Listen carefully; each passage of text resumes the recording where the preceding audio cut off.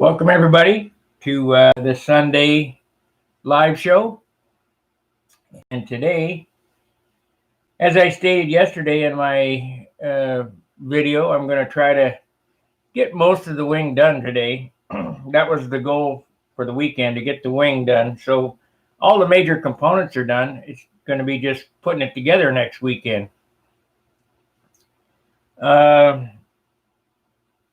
I did a little research and found that I had a little difference in wingtips. This is from a previous airplane that I did, and I thought that I would use that tip, but it's smaller than this one, so I need to remake those today. But I did put all the parts together. I cut the flaps this morning and put it all together, and I want you to give me a guess. Of course, there's not many watchers now. Hey, Dad. Sound is good. Glad to hear it. I want you to give me a guess on what you think all the components of this wing are going to weigh when this thing's finished, which should be today. And I'll tell you, it ain't going to be what you think it's going to be. So let's get busy working on a new tip for the inboard side. All right, if you'll notice here, this tip here is considerably smaller than the other one. It's 3/4 of an inch shorter and 3/8 of an inch in the perimeter shorter. So I don't have any 1/2 inch. That's the only problem, but I do have some quarter. So we need to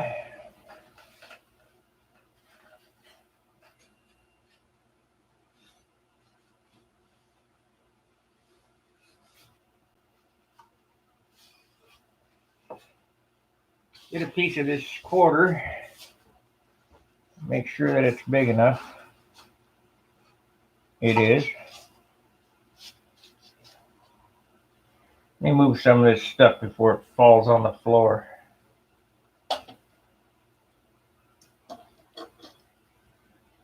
The weight will include the bell crank, horn, push rod. I doubt I get to the wingtip weight box today.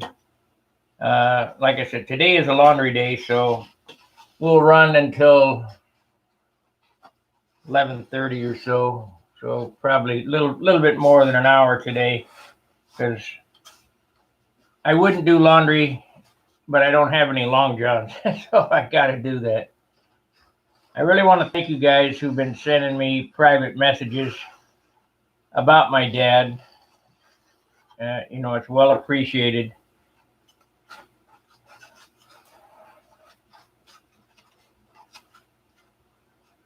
I've been prepared for months now because his health had been deteriorating.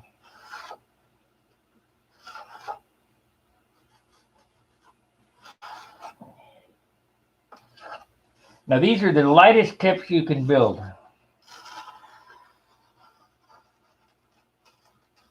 That's why they use them on I-beams.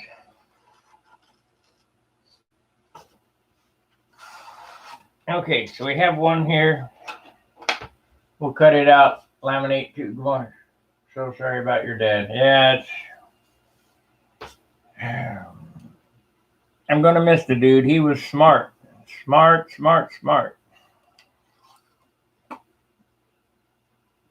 Of course, he was a mechanic too, so we could discuss things.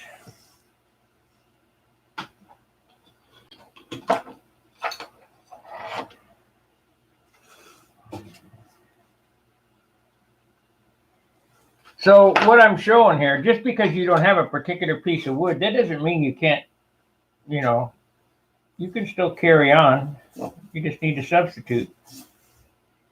And it will do nothing. It'll add just a little bit more in the weight of the parts for the glue, but what are you going to do?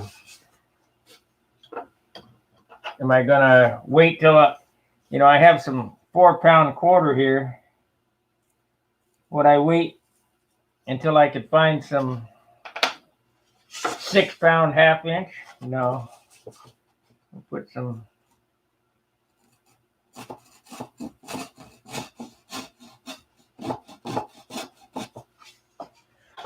We'll put together some. Oh, I was watching. Now I want you guys to understand where I'm coming from. I was watching some RC videos because I am going to build an RC airplane on this channel. And they had this fancy weight system to calculate the center of gravity. I mean, this thing was the Rube Goldberg of weight balancers. You set the airplane front wheels on the scales and a tail wheel on the scale, and you plug in, you got to measure the distance that the plans call for from the leading edge to where the center of gravity of the airplane is. And you put a plumb bob down to the floor and you mark it on a piece of tape, and you take the axle distance and run it down and mark it on a piece of tape, and you measure the distance, and then this computer program calculates how much nose weight you need to add or tail weight to get it to balance. This guy built this airplane, and after all the calculations, and you guys know how I am about this stuff, the amount of weight that he had to add to the nose weighs twice as much as my airplane. He had to add 6 pounds. 6 pounds to the nose. Of course, it was a big airplane. The total weight of the airplane was 28 pounds before adding the nose weight.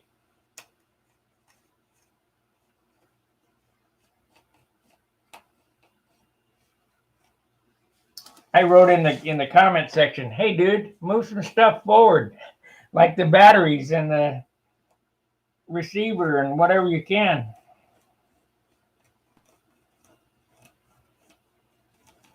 £6. Wow. Slather on another coat of urethane. That's what I say. Make it 8 pounds.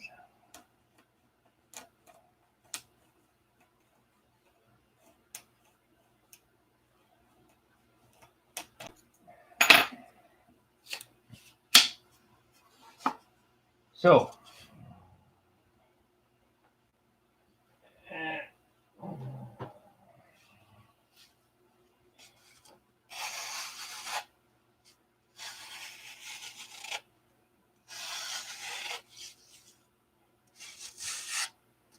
I need to make 2 of these.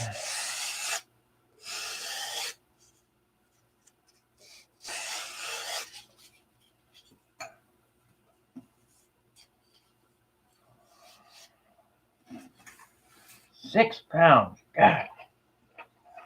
Unreal. 2 of my airplanes in the nose, concentrated in a spot that big, lead in a box.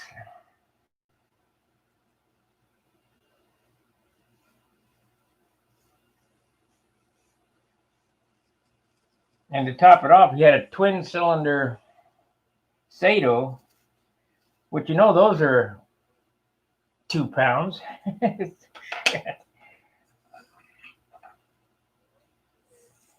guess it doesn't matter in RC, but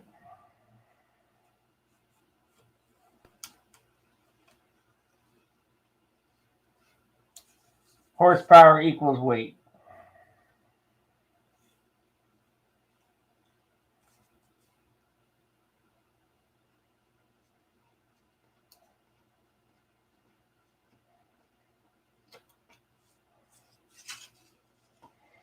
So we'll get this one cut. Got my flaps cut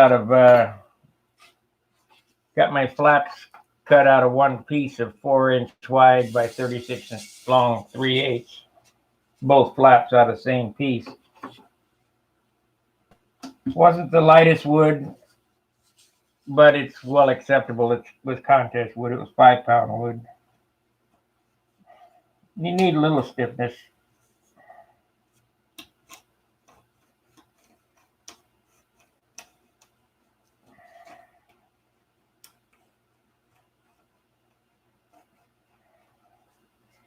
I think for aesthetics, I'll be doing a little build up on these tips because I'll lose a little bit. Frog, you're pretty close.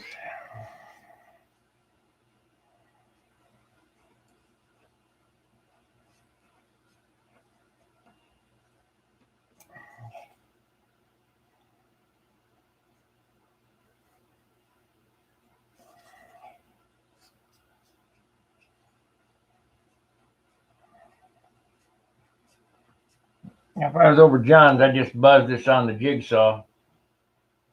But I have to do with what I got to do. I work with sticks and rocks here.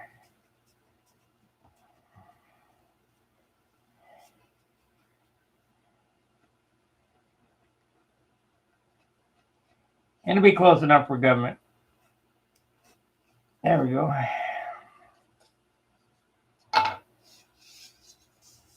Alrighty. So now I need to sand this. Well, I'll sand them both together.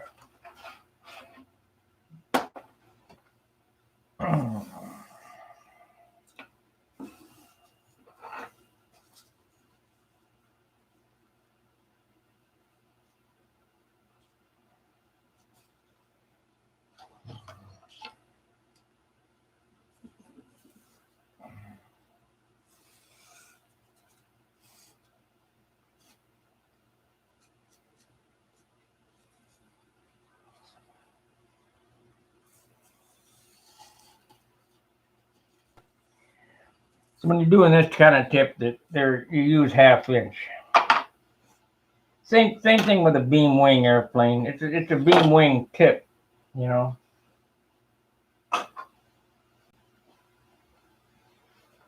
Is it as aesthetically pleasing as a solid tip? No, but it's half the weight, or more than half the weight. So I think that's another reason why the Dr. Pepper airplane came out 60 instead of 58. I was going a little more for aesthetics than weight.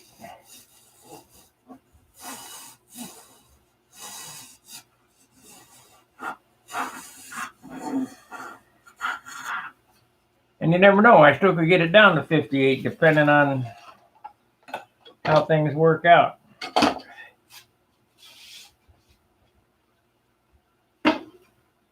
So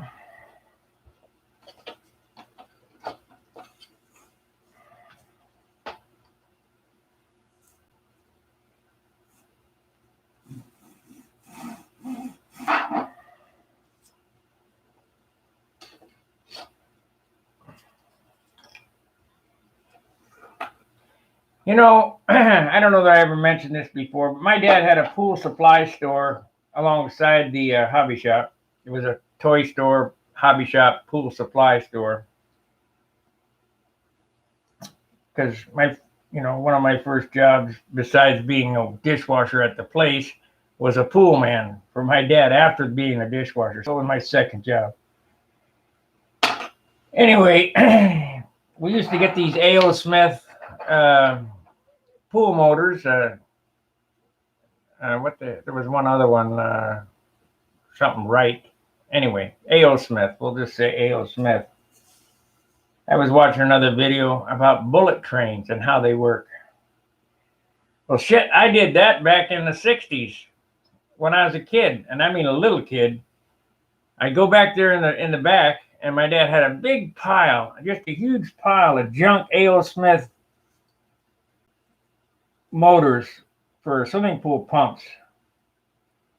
And I'd go back in the back and I'd try to make one out of about 100 motors. You know, you go through them and you find out what's good, what's bad. Does it need a capacitor? Does it need points?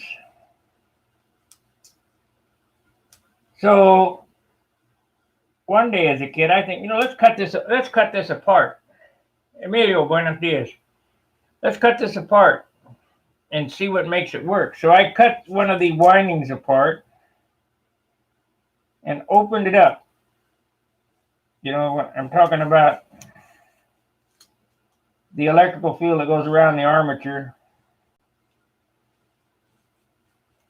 because it's electromagnetic motor, but it's not a motor where the armature is wound. It's where a motor where the windings are on the outside of the case, the outside. So I split it and I opened it up.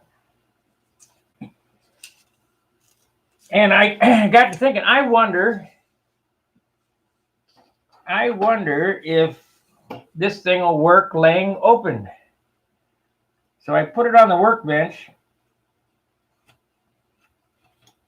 This is the same workbench moved from my garage to the pool store. So it was a green Sears workbench. I put it on the workbench and I put a piece of metal on top of it and I charged it with the electricity, and the piece of metal went zing across the way. That's exactly how a bullet train works. So I knew it before they did. Just as a goofball kid experiment.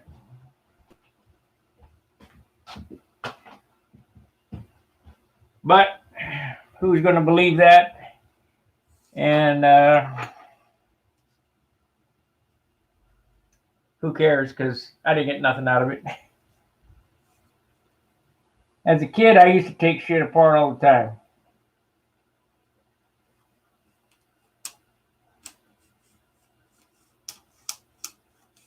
I don't know why my dad never believed that I could fix that national cash register. Don't you touch that national cash register. It takes a... I remember that it takes a certified national cash register mechanic to fix that. Okay. I took it apart.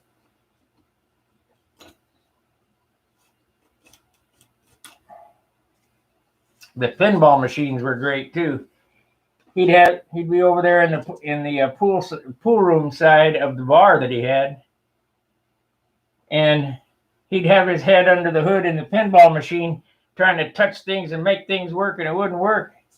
I said, "Hey, do you have electrical schematic of how this thing works?" "Yeah, I do." So I looked at that schematic, and I'm no electrical genius. I'm a mechanic. I'm a practical, workable guy. So if the water starts here and it follows this pipe, where does it go? And it goes to that, and then where does that? If that happens, where does it go? That kind of electrician. So he worked on this pinball machine, and it had to be a month until my mother was getting upset about it, because he was always over there with his head under the hood of this machine. And I said, "You got an electrical schematic?" He said, "Yeah." So I looked at it and studied it for about, 3-4 beers worth sitting at the bar. I went over there while he was behind the bar, and I just touched one relay. It took me like 2 seconds to figure this thing out. I touched one relay and it went ching-ching, and all the lights came on, and he come running over. "What'd you do?" "What'd you touch?" I said, "I just touched that relay right there." God, he was upset because I beat him.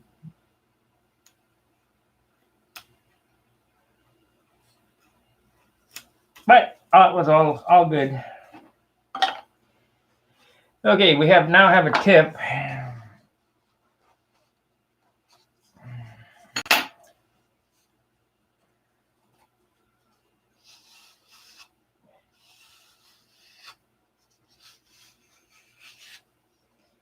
Yep, he'll be missed. But I'm going to carry on just like he would want.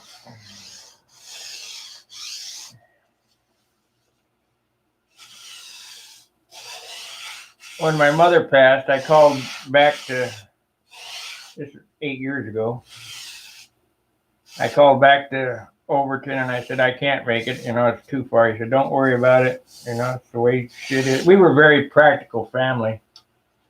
Morning, Gary. And my sister and I talked about, she was, she broke up. She's a woman, first off, so naturally going to be kind of hysterical. And I just told her,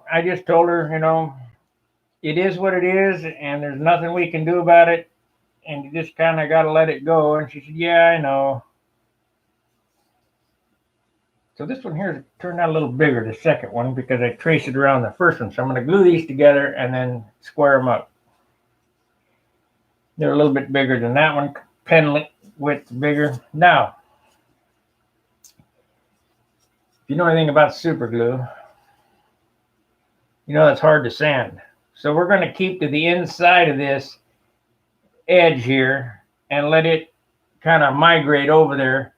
And then when I sand it, it'll have a center line on it. And after it's sanded, before I put the covering on, I'll wick thin set CA on after it's sanded.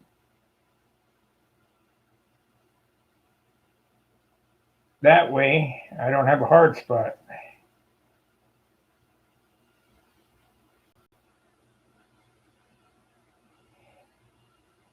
The hard spot will be on the inside.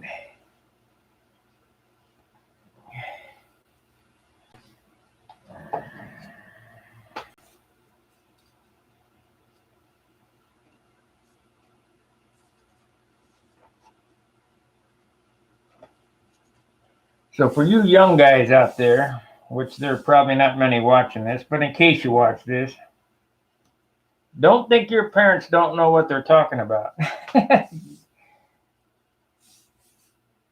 course, there are some really dumb people, but there are some that really know what they're talking about. And you can learn a lot from old guys.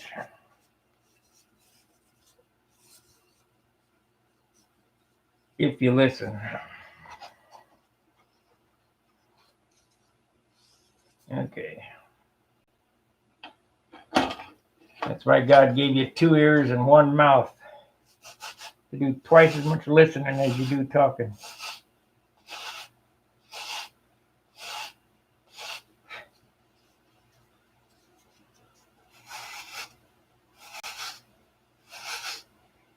Oh, and D Hill, do I talk to? I haven't conversed an email or anything with Bill Noyes,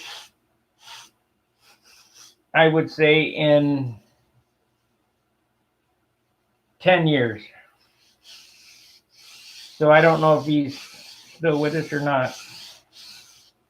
I hope so. That guy was a good craftsman.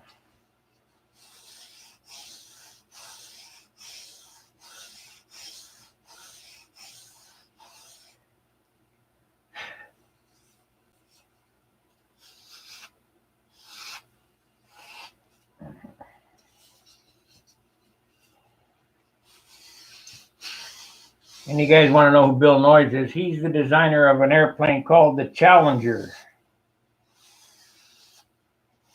Also the Pisces, but the Challenger is probably more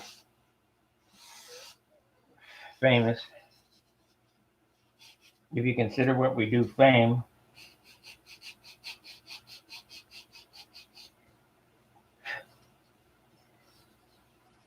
I told a story to Dan, who's on here now. Yesterday, I think it was. When I went to visit my dad in Overton, this is before my mom passed, so it had to be 9 years ago.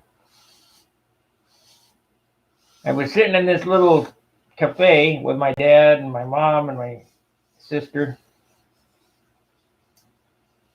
And over across the way, I hear a faint voice, Sparky! And I remember, I'd never been there. I don't know anybody in this town.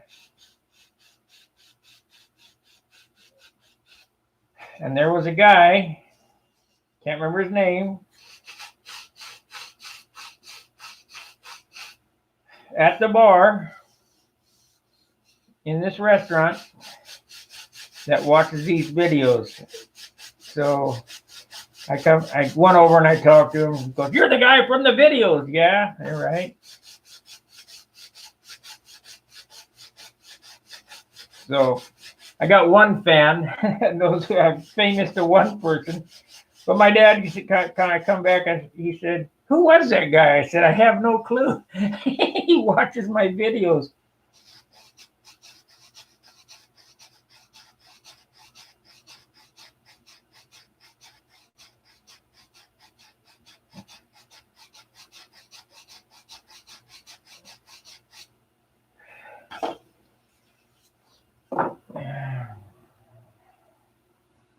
We need... What the heck happened to my sandpaper now? There it is. On the floor.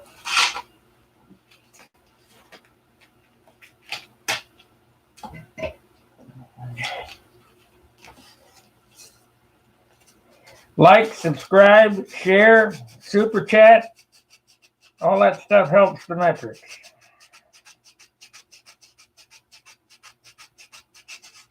Don't leave it up to one or two guys. Everybody needs to share the load.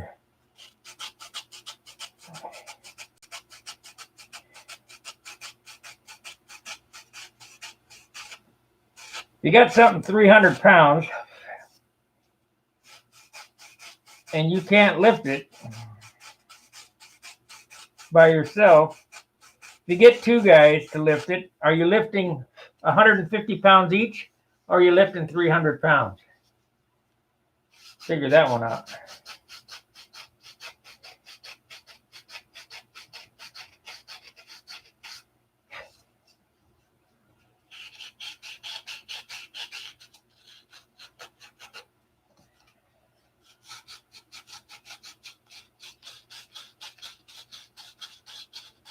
See, Jim, it looks just as good inside as it does outside.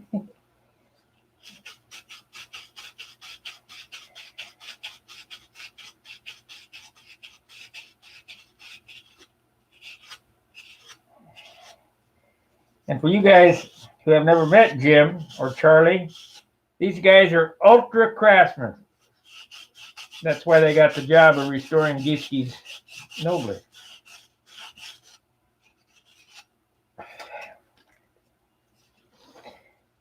And they watch my channel, so I must be doing something right.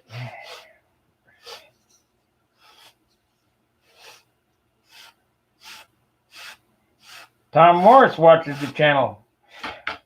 So, okay, we have a piece, a 1/2 inch. It even has a center line on it, so I can follow the center line. It's a little bit... Let's see here.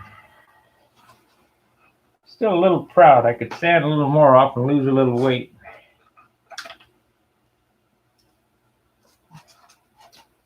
Now another thing, the flaps are set up. The flaps are cut 1/8 inch asymmetry.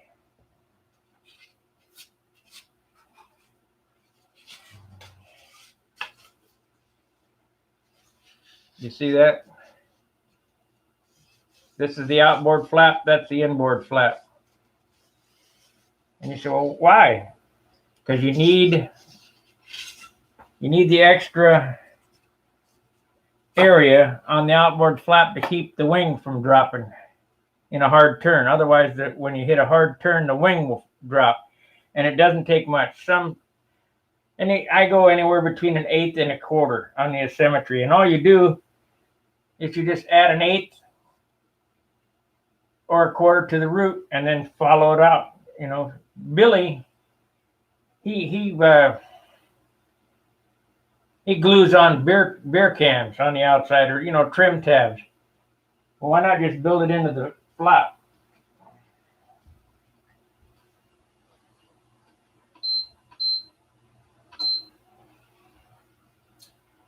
And that's what Bob Palmer was trying to do with his differential flaps on the Thunderbird, trying to get that out. And all he had to do was instead of building a Rube Goldberg mousetrap control horns, all you had to do was, you know, build in a little bit more flap area on the outboard side.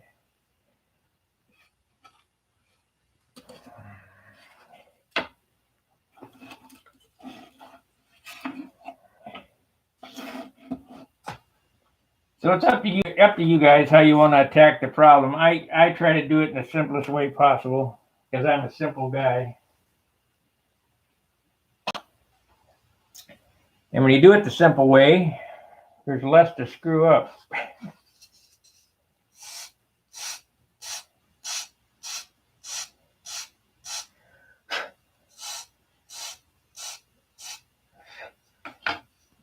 We were talking about now. You can't argue with success. Paul Walker, Igor Berger, they got that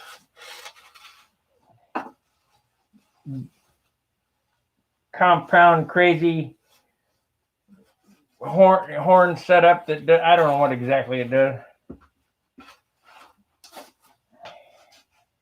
But you could do the same thing by just leaving the elevator slop in it.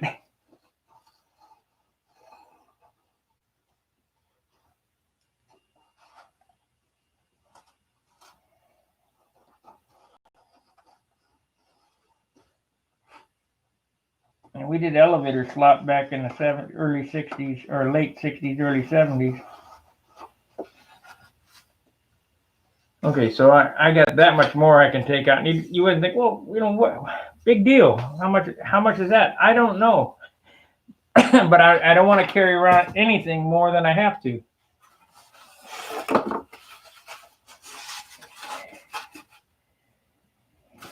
Yeah.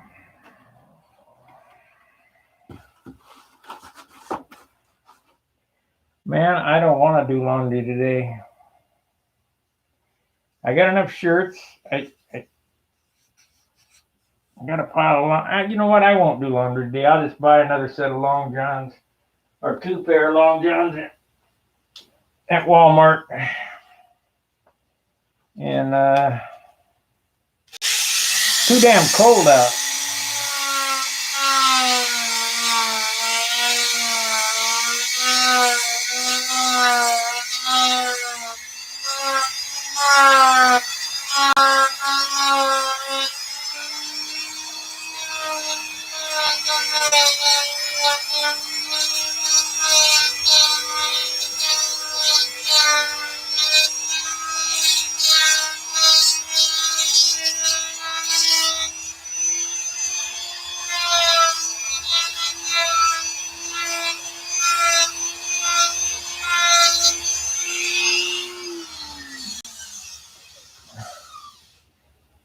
Well, it looks like you guys are still watching, so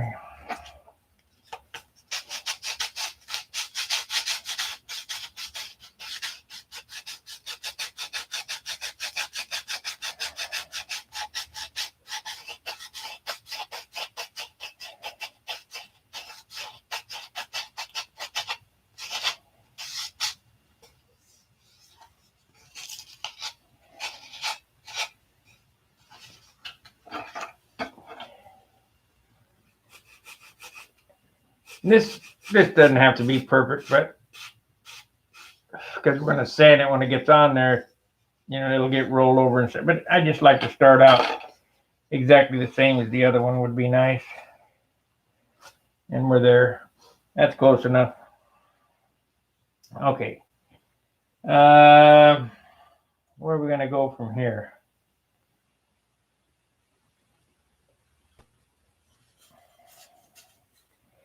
Anything I'm going to do from the weight that I calculated this morning, it's going to be less because I'm going to be taking off. Meaning, when I bend this horn, I'll take off an inch on each side. When I sand these flaps, I'll take the weight off of the sanding of these to a taper or airflow or whatever I'm going to do. So I poured all the wood on there and weighed it. Less the glue. I mean, how much can the glue weigh? To glue the tip on, and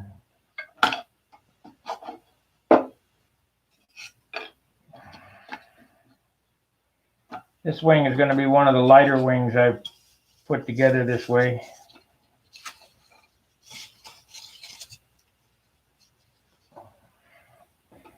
Because my connection came through down under.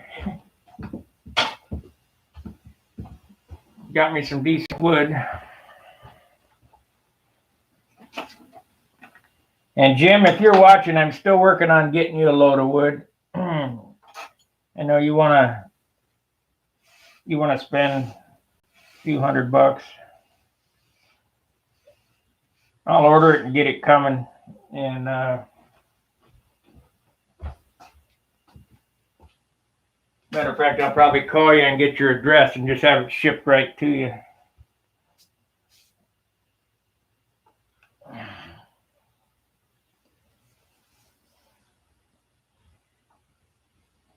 I use 1/8" horns at the flaps and 3/32 at elevator stabilizer.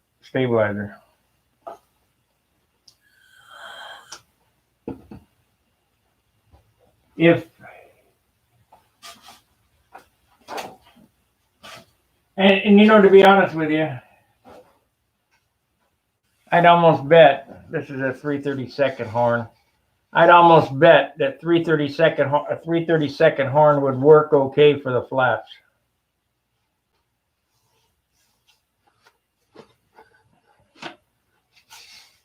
Yeah, we're gonna have a little paint clearance problem there. It seems like it's clicking. I'll have to adjust that a little bit. This turned out real nice. This came out 2.7 or 2 3/4 ounces, I think, is what it was. Finished. That's the weight of this is way acceptable.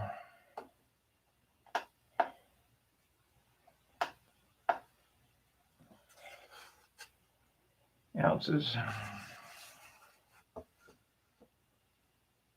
2.85 ounces. If you don't believe me, you know. There you go. 2.85. They normally are 3 ounces. So we're good. And that's everything on there. I mean, it's hinges, horn, clips, everything. So I'm happy with that. No need to try to build another one because we're under our 3 ounce weight. So we got 3. That's 12, 13. And I'll put this on here. 13. This is the big piece of lumber. 13, 18, 19.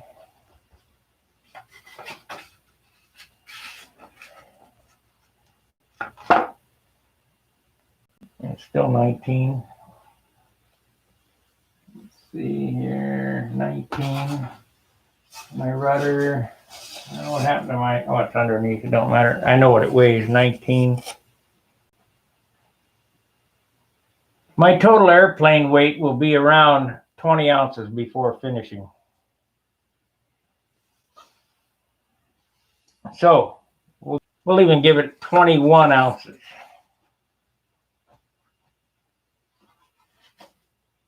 That's even be better. It's 22 ounces. We'll go that far.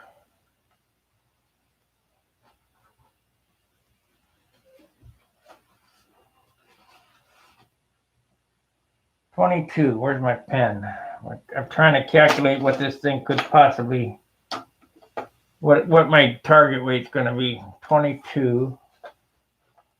There it is.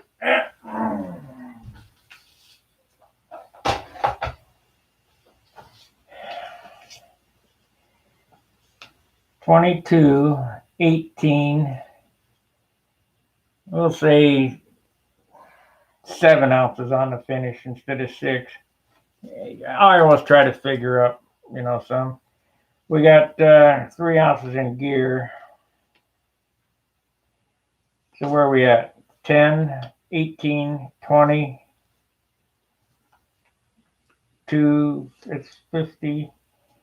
This airplane will be under 60 ounces if I do it right. I got a 50 ounce projected part weight. That's going to be plus or minus 2%. So it'll be plus. Everything's plus. So 50. Yeah, it'll be under 60 ounces. So we're headed there. We're headed in the right direction. Because, like I say, everything I'm doing now until I get to the finishing section is removing, taking weight off. Because I'm figuring parts in their raw form. I mean, this is not sanded. These are not sanded. So as long as you're careful with glue, choice of weights of wood. So that'll be good. A 75 powered airplane under 60 ounces. That'll be great.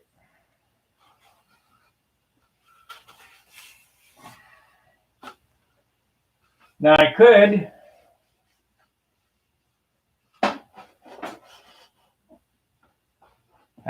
do, just like the guy said, slather on a half a gallon of urethane and come up with a 20 pointer, have a 75 ounce airplane and hang it on the wall. Or I could have some fun with it and keep it under 60 ounces. So that's what I was talking about. That's not how it works. So let's sand these up and fit these. We'll get them started anyway. Now, I wanted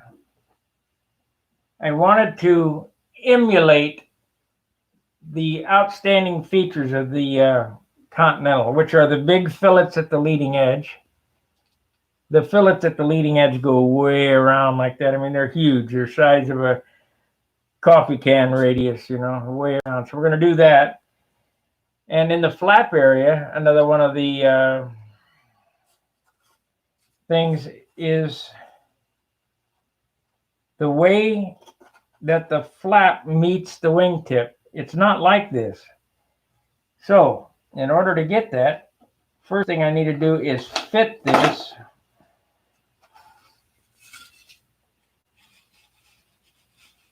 so that we're going to glue that flap on. And yes, flap tip, I should say.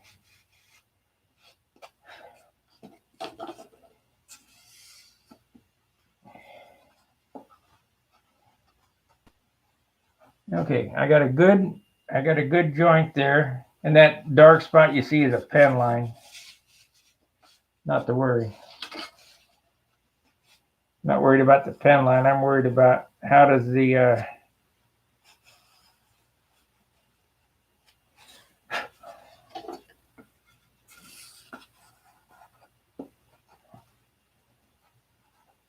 how does it made up? How does it fit? Fits good. Okay.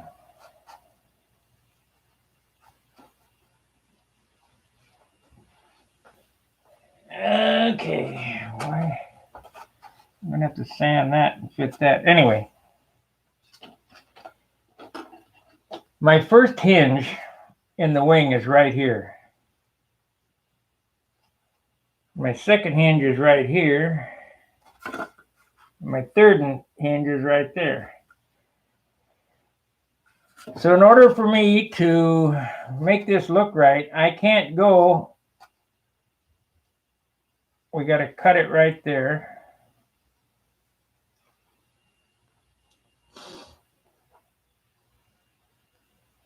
Or I got to cut it on this side of it. So I'm going to measure from there, and I'm going to measure over 1 inch for the hinge barrel.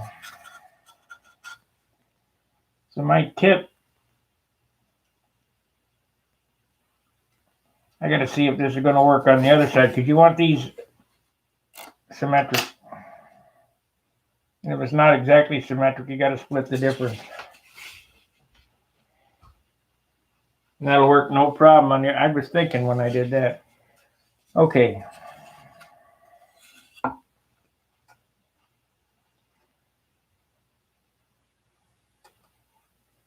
So this line right here is the cut line. But it's not cut like you think. So just don't take the saw and cut a straight line in it, because that'll look like doogie.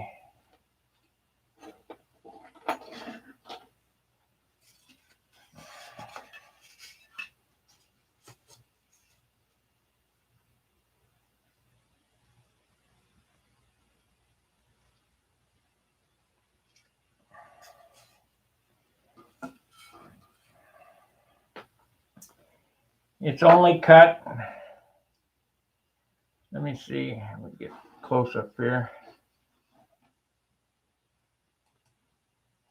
That's one thing I wish this thing would do.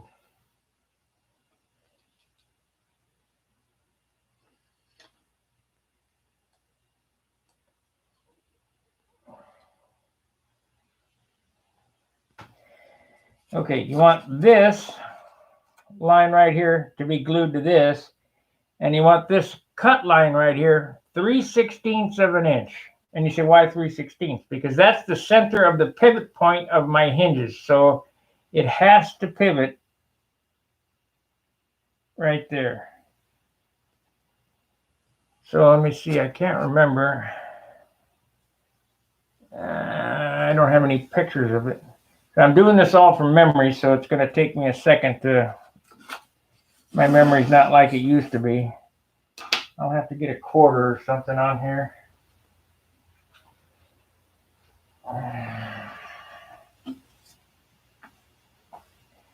The pivot point is there.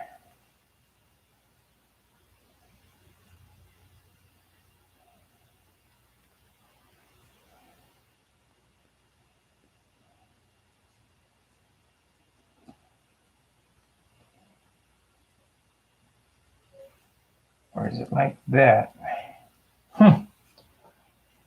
Man, it's hard to remember 50 years ago.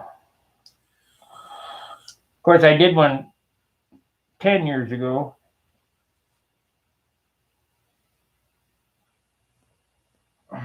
I know. Let's see. No, I won't be able to do that.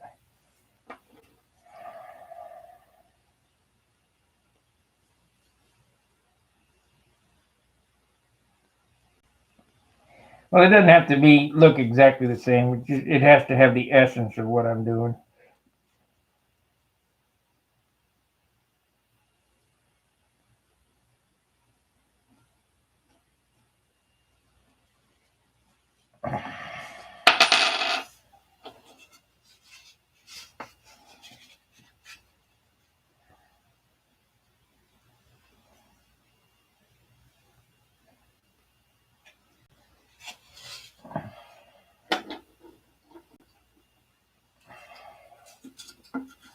Okay.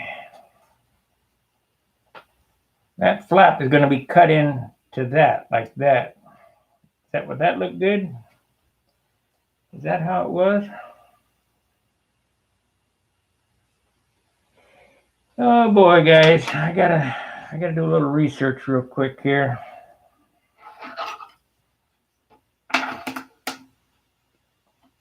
So in order for me to do that, I need to go here and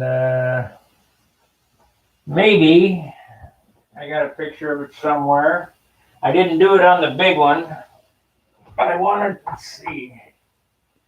Let's search this real quick. I'll be with you in a second here. I'm searching the forum.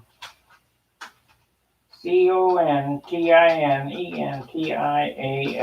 Continental. No, that's not right. That's not how you spell it.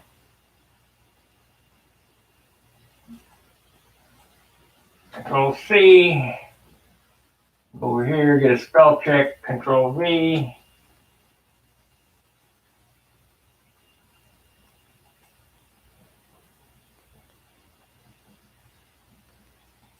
Okay. God, no, I don't want to accept your cookies. God, why can't I just go through the motion here and not have all kind of BS? Control C. Search results. Control V. Revise search. There we go. Let's go here. At the bench, Continental Paint. That was in 16, so that's probably the right one. Let's look at that one.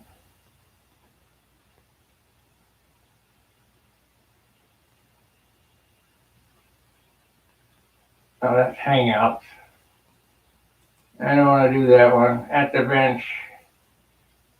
Holiday. What year was that? That was 2020. I'm looking for 2016 and prior. And that was 7. Open forum. Oh, Continental United States techniques. 15 of the build. That was 14. So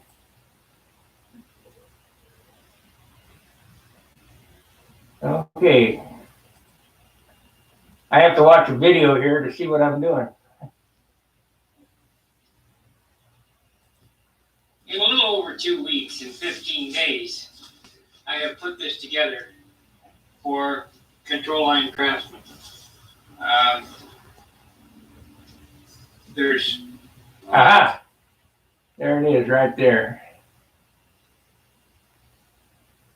Say 17 videos in there, so 17 hours of videos approximately in Control Line Craftsman. And I'm going to show how to finish this airplane next. So if you want to see how I did it in such a short time, visit Control Line Craftsman. Yeah, and, that's how they are. Become a subscriber and watch them all. So we'll see you there. All right, that's how they are. So my memory does work. I had to be sure. No sense in going through something and having it be a big screw up.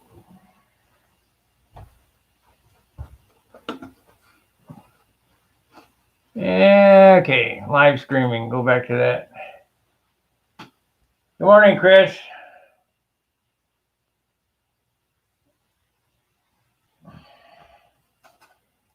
All right.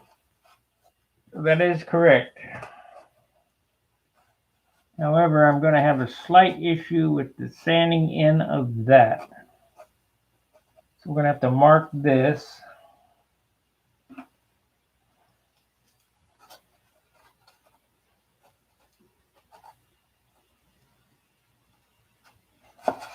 And I'm going to have to sand that parallel. Okay, so let's cut this up. Measure and cut it up. Okay, 3/16. What it is, 3/16. We'll cut it a little bit bigger so we know we got.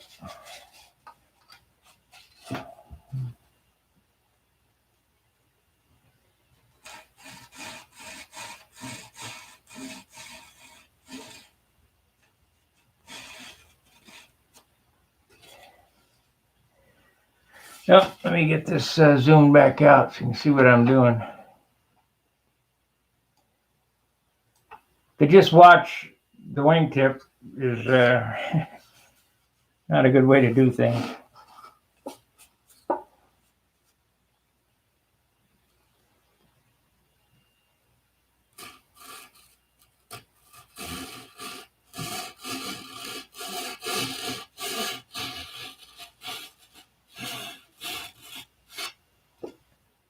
The hardest part of this, because I don't have a jigsaw, is going to be cutting this turn here. Hopefully, my scaffolding will cut her.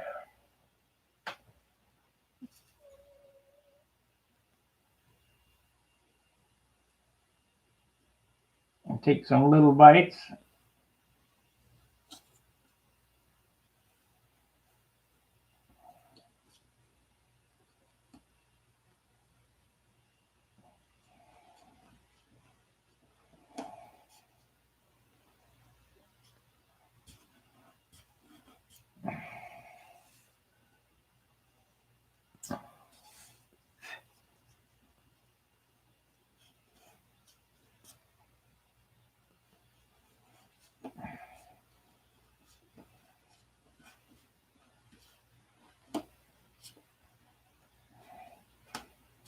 This is a lot of work for just an aesthetic part, but it really is the essence of Tom Warden. So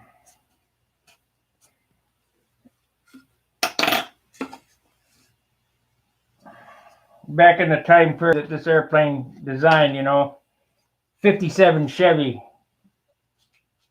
Not this airplane, but the original was designed. 57 Chevy was a car of choice, and those were the stylish years, the fat fenders, and now everything's just a matchbox plastic car.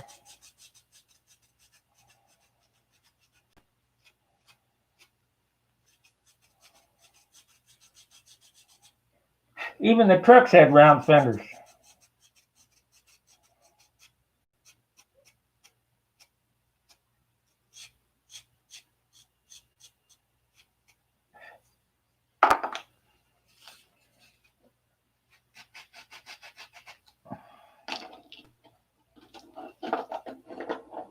"13 and 8. Like, subscribe, and share. Hit that thumbs up button.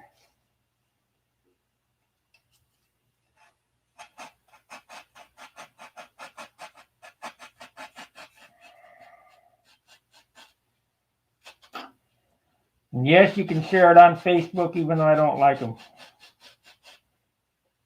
Stunt Hanger had an account on Facebook for a minute, and then I said, why would I do that to myself?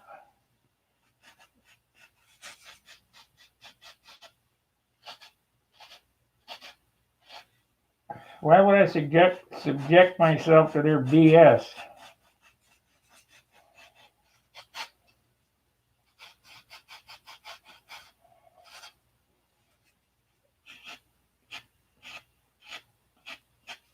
Okay. All righty. We have this piece here.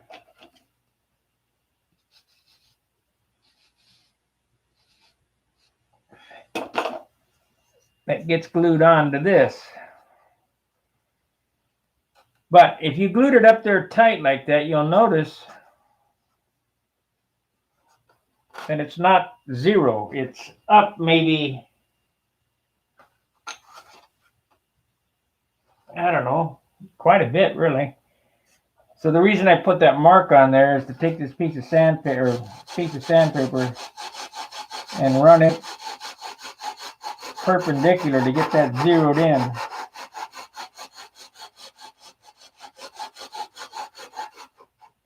lot of guys make this piece movable as a trim tab.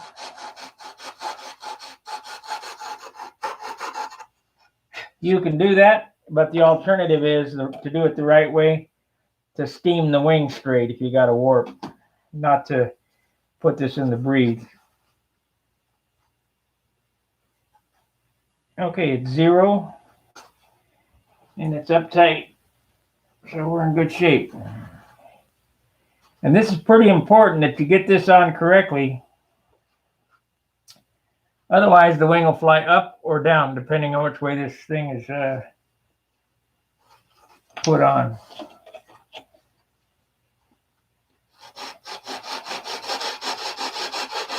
So we're using the tabletop as the zero line.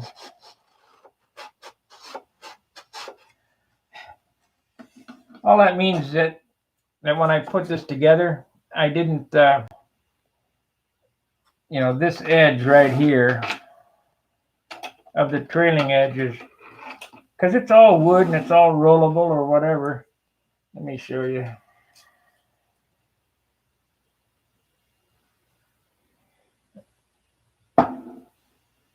Okay, it's okay here. It's zero to that, and it's okay there. But on the end there,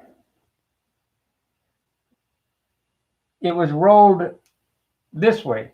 So it's probably right there too. Yeah, see, it's right there too.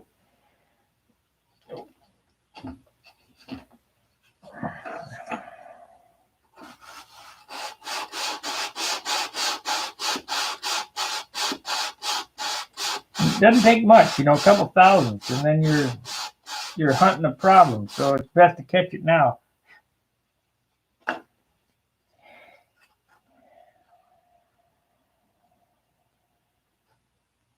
Catch it now and make the fit right.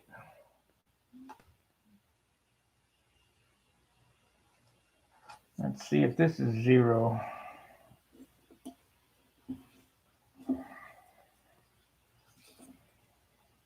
Yeah, the only thing I don't like about that.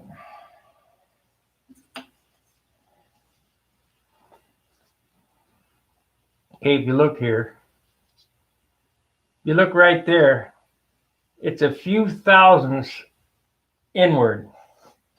That doesn't sound like much, but if you paint it, which we're going to, you're going to add a few mils more, and that'll make it inward pointing as well. And what happens? The flap will hang up. So you got to make sure that one's square. And here it is prominent. If you look right there, it's not square. So it's not a big deal. You just take sandpaper and square it up.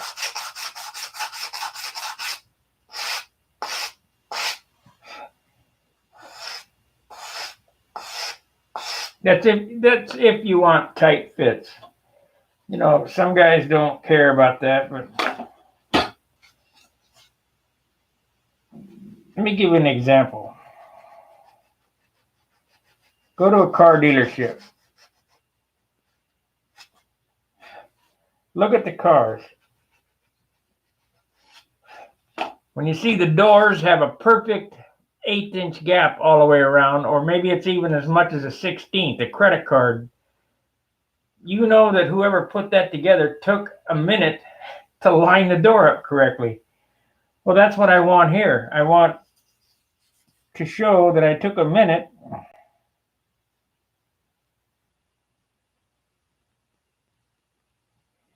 to line this up correctly. And we have a little problem here.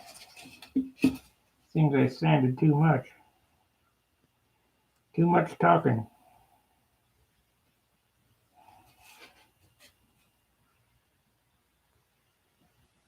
I need to move that in just slightly so that it will clear.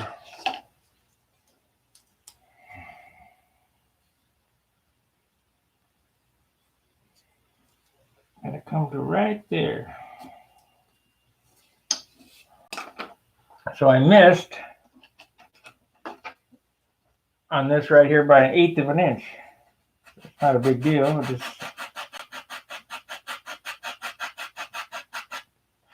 sand over to it.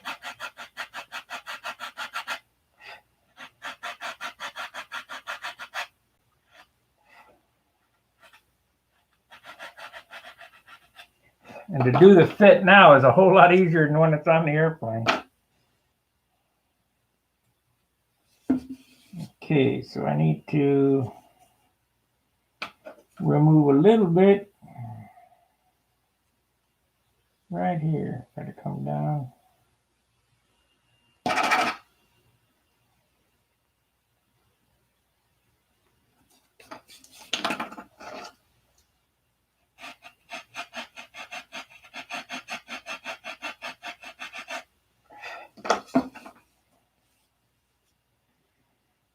Okay, a little bit right there.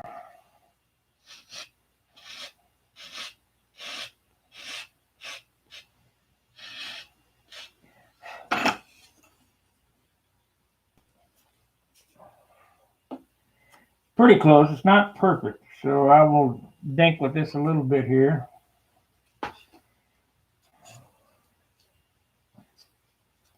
Let me move this in so you can see what I'm doing.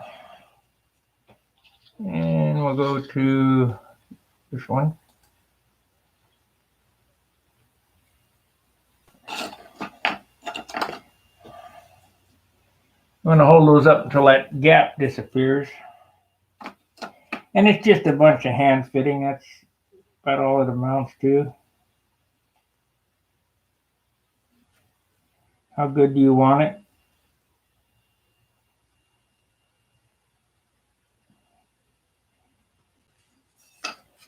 So I need to remove sand to the pen line right there.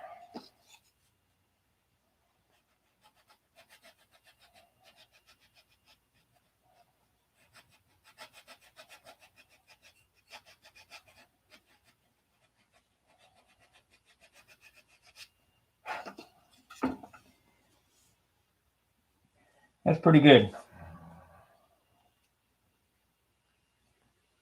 That's pretty good. Let me sand the pen lines off of this stuff so that it looks like it's a big gap because it's a pen line, but it's not. It's just a pen line.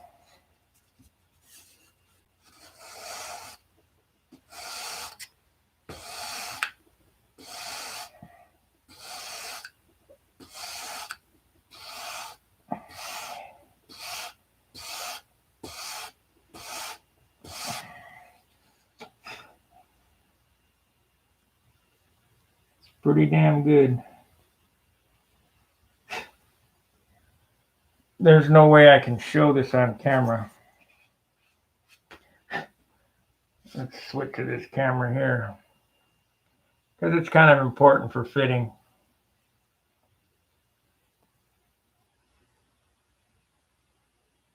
Yes. Okay, if you look right here, if you look close, there's a pen line there, so it looks like there's a gap.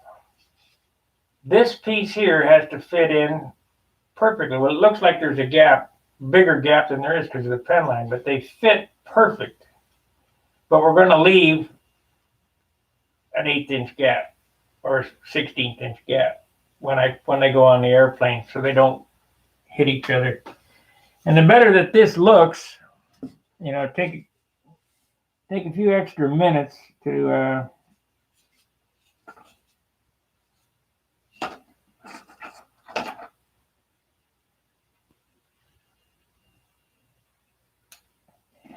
the better this looks before you paint it.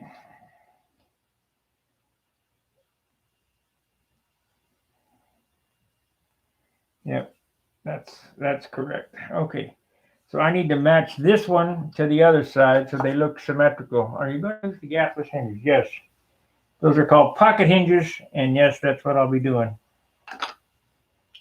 So I need to glue on the other tip, get the other flap ready. So let's put these two together.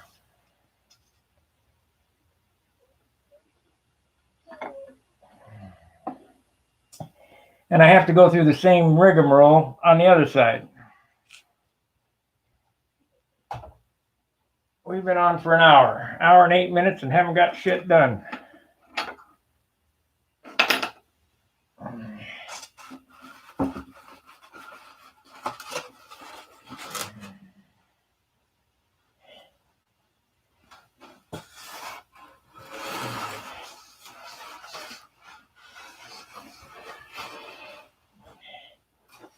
But I promised that this would get done today. And it will. If I gotta stay on this all day long. Because hopefully next weekend we can put it together. When I go back to St. Louis next month, I want to take it and work on it.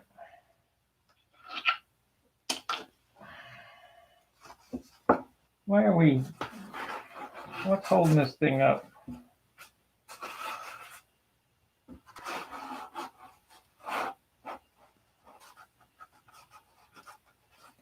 Cradle's bunched up or something holding it up. I don't know what it is. God damn it. Got wood on it or something. Something's got its panties in a twist. Too much shit on the table.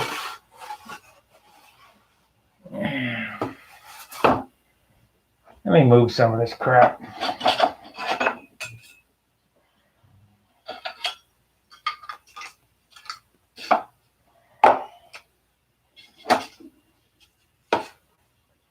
Don't want to go any farther until I figure out what's going on. Is that an ocular illusion? Saw tape. Shit everywhere. Put the glue over here and the squares and the saw.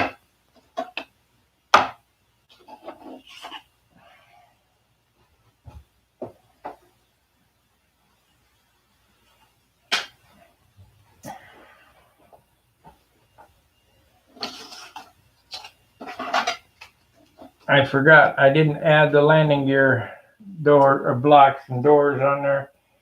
So that's probably another ounce.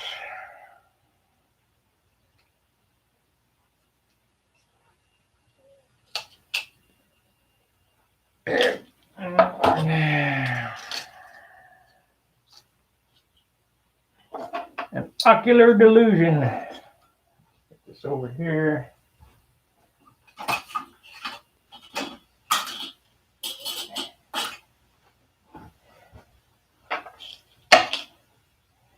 Don't need the horn right now.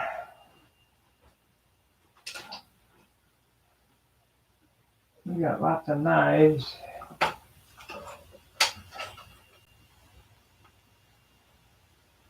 I got another bell crank. Or is that the same one?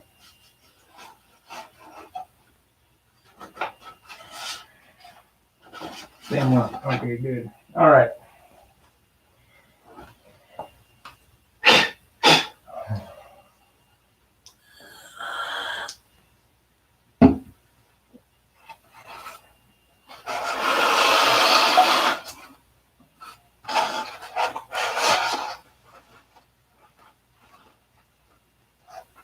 Yeah, okay. It was just a small issue. Something must have been under there. Piece of wood or something.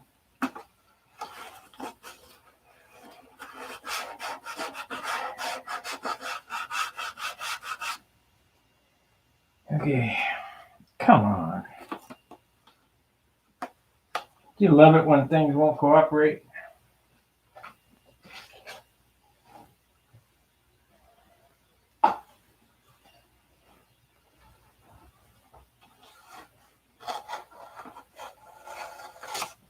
We need to cut in that spar on the other side anyway, so we'll do that while it's upside down. Another thing I learned as a flat rate mechanic, when you got the bike up on the bench, find everything you can do to it before moving. It's one, I mean, that's how you save time.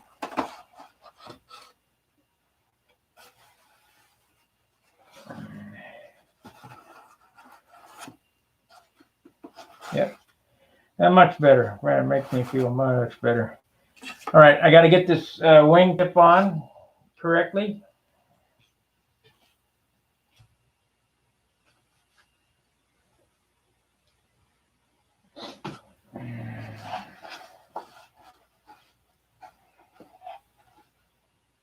So, how I did this was yesterday. What the heck did I do? That's bad.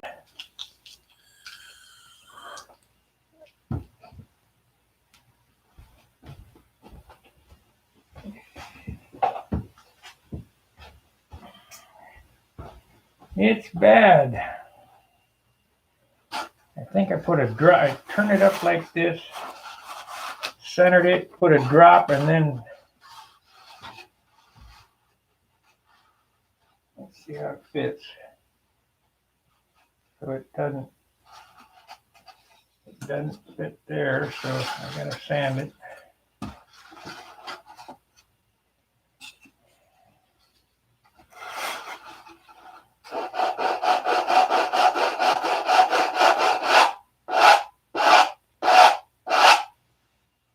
It's not right unless it's perfect. That's what my dad used to say.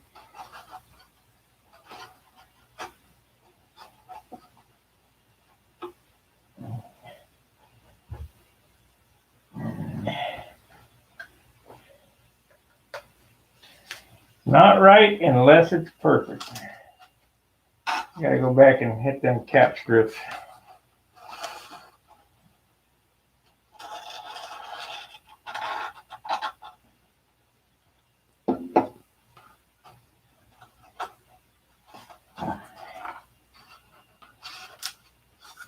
Well, it's on there, but not real good.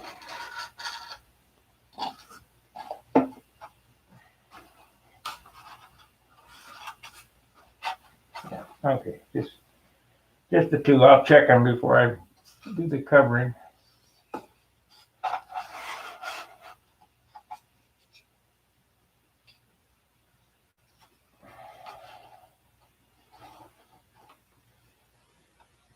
Okay.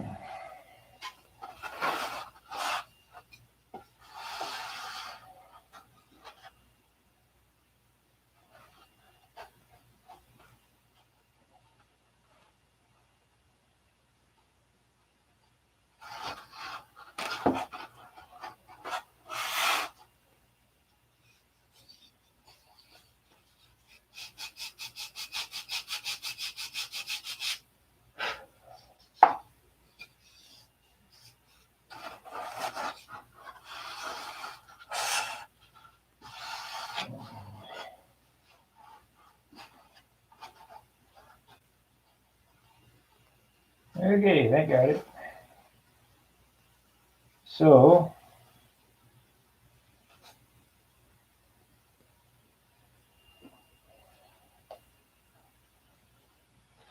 tack weld it there.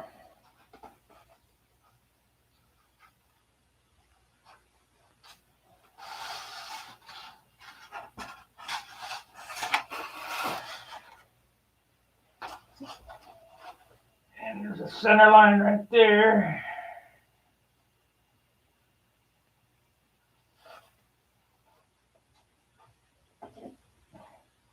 Tack weld it.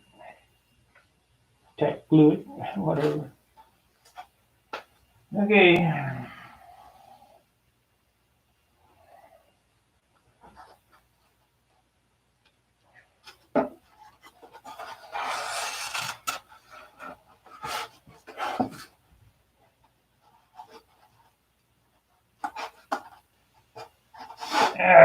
The glue ran down from that stupid cap strip.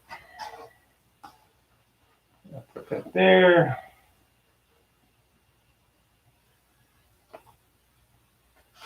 Of course, it's on the top.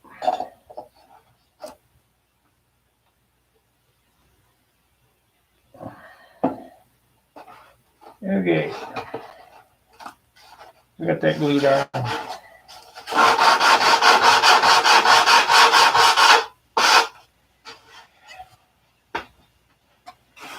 Well, I'm bumming. A little bit of super glue made a puddle right there.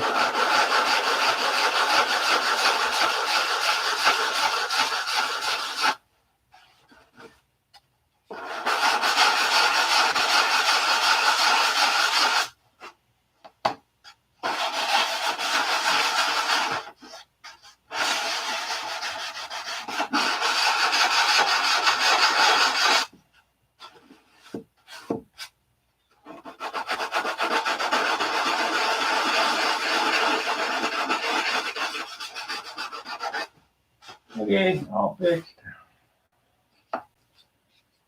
All right. Now I've already made marks where my horn is going to be bent. The horn can be bent at 3 inches. That didn't sound good. So that mark is right. What happened to the pen? Drop my knife. Oh. Pen is over here. That mark is right here.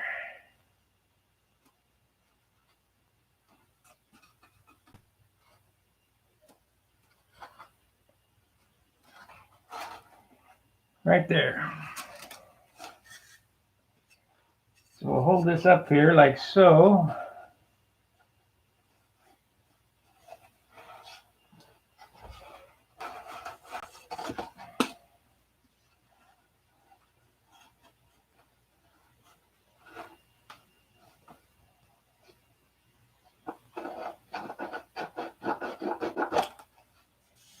And that's the cut I need to make on that.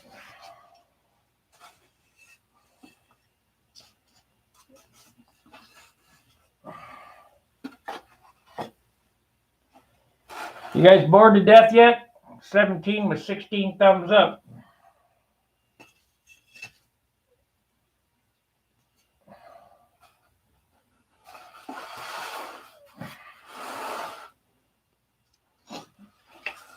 If I had birds or squirrels or something, I could be windy. But I'm the Bob Ross of balsa.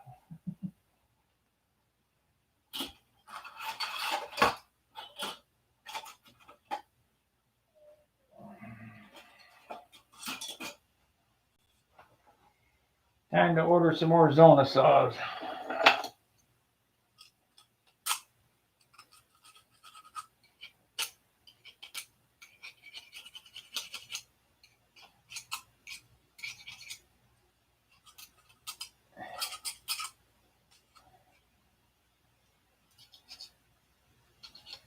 So lay that down in epoxy, something.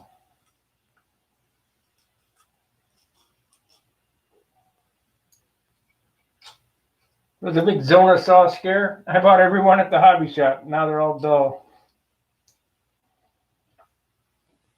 I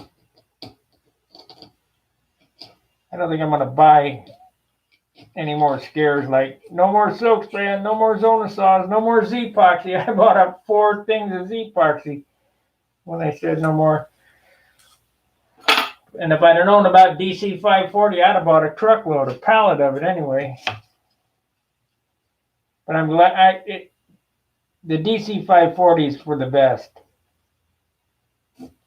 I liked using it. It made for a real nice finish, but it cost you an ounce.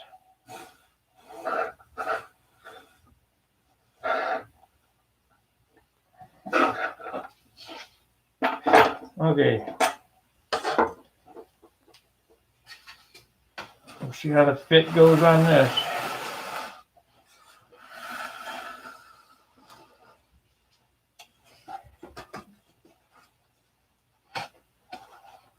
See, the way these tips are, if you didn't do what I'm doing here, the tip would hang, if you hinged it here, it would hang up on that cutback. So, I'll do it this way.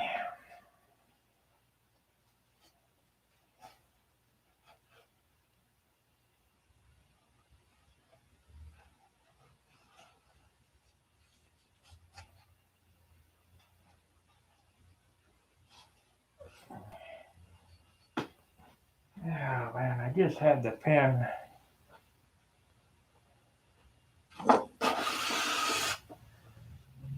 There it is.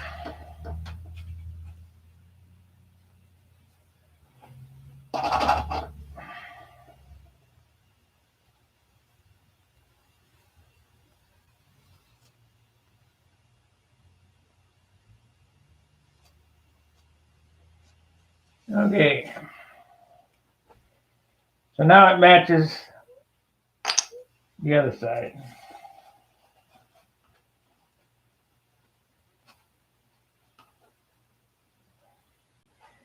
Double check and make sure it's square.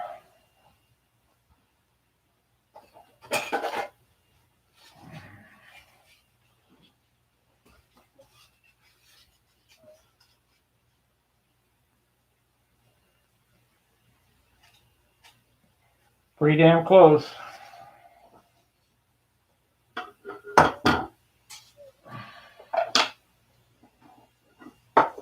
This one needs to be square.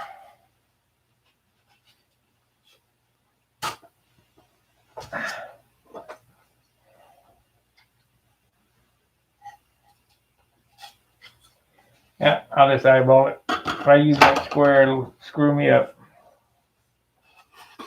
So this one goes on this side. And we'll move this wing so I got a little working room.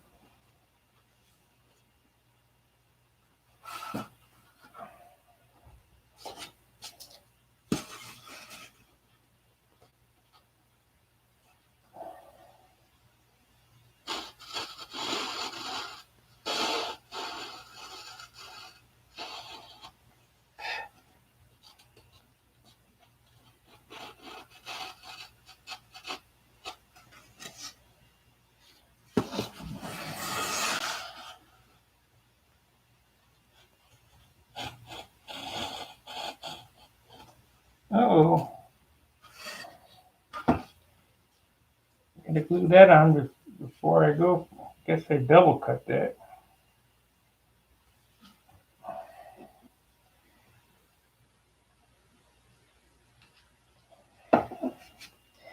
I don't know if it'll make a difference or not. It looks like I double cut that when I cut this flap where the knife followed the grain of the wood. And I don't know if it'll matter, but it's best to glue it back on now and then sand it off.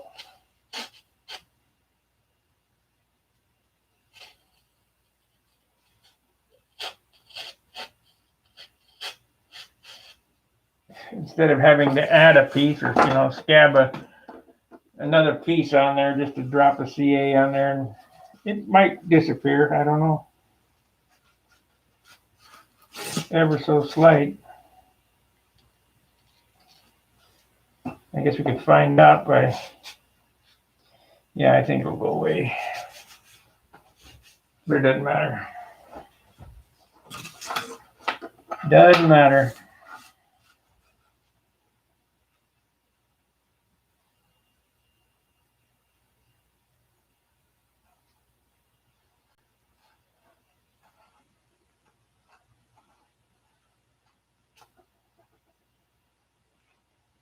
Get another blade. I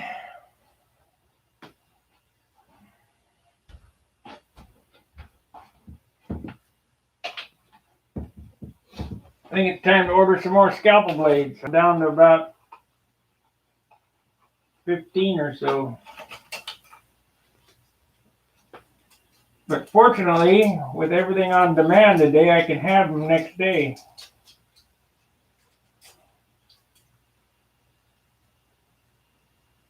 For $6. Of course, I don't know. With what's going on, they're probably $12 now. Everything's going to double. Mark my words, gasoline will be at least $4 a gallon by summer.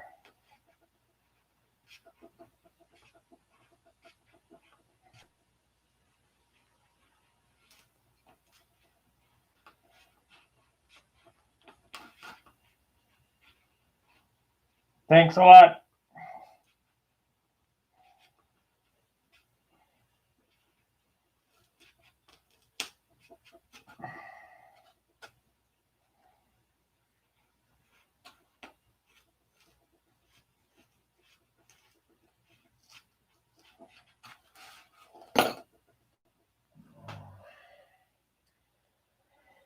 Okay, so now we have to sand that till it's perfect again. I mean, just like I did the other one.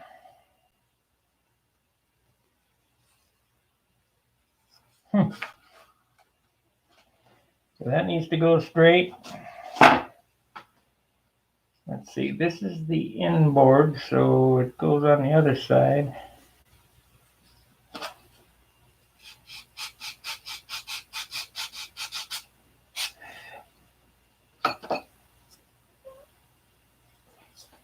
I need a little stick that's round. Oh, here we go. Let's try this.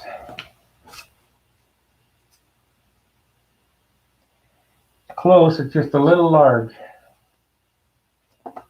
Try this. That's pretty good.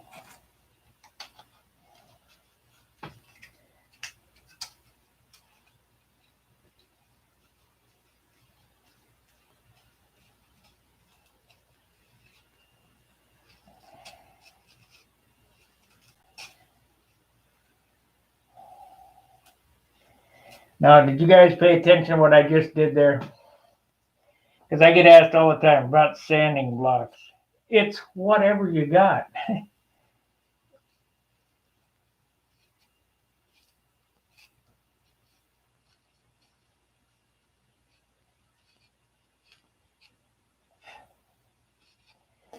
Okay, that worked out pretty good.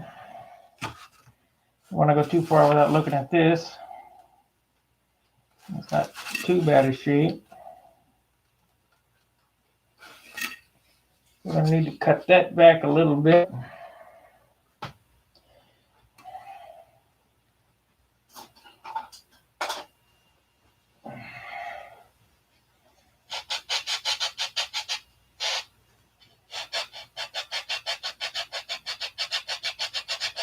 I used to buy all the fingernail files at Walgreens. But since then, I've been taking popsicle sticks and gluing sandpaper to it. Works just as good. Lots cheaper.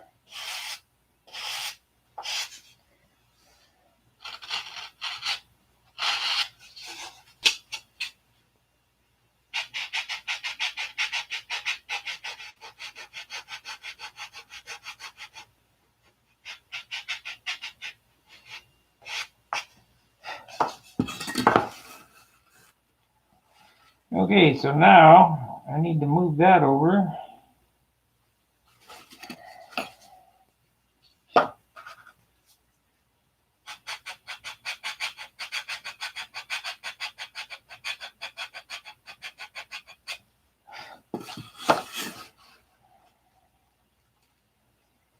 Still got to go over some more.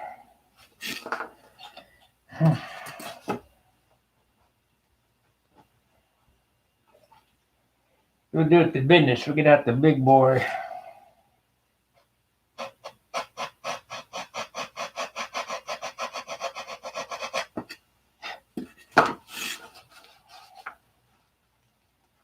Closer. There's a little right there.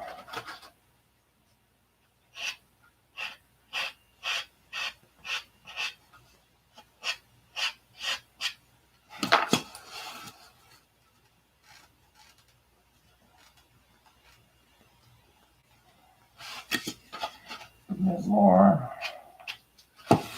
Probably.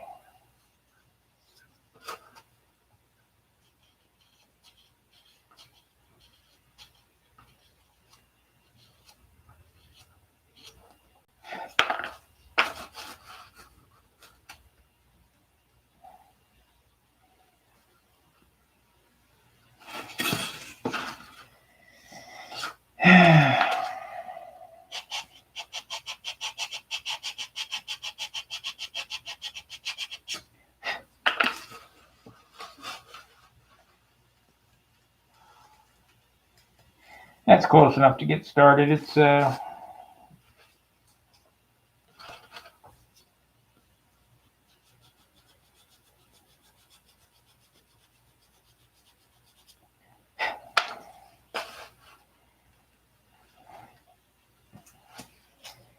within a couple thousandths.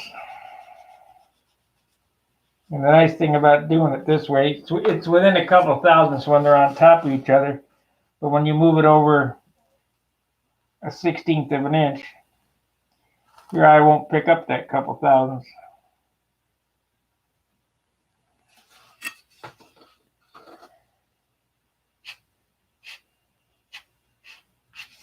Look at it on this side. So it needs a little bit right there.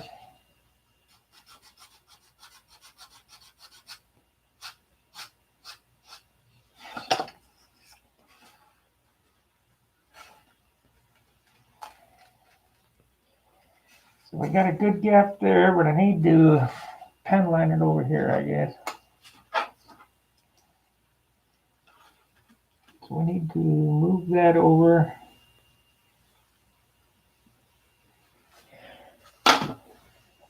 See, most guys would not see where the problem was in fitting that. You know, they'd go, well, it's right there. No, it's up here.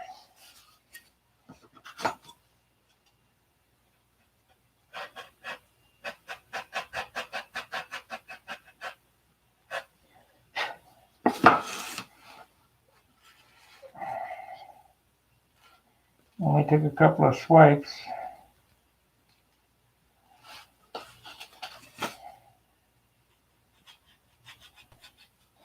You could dink with this all day.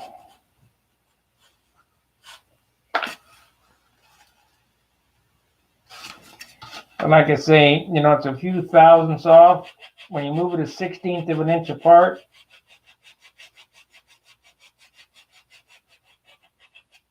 your eye would never pick it up.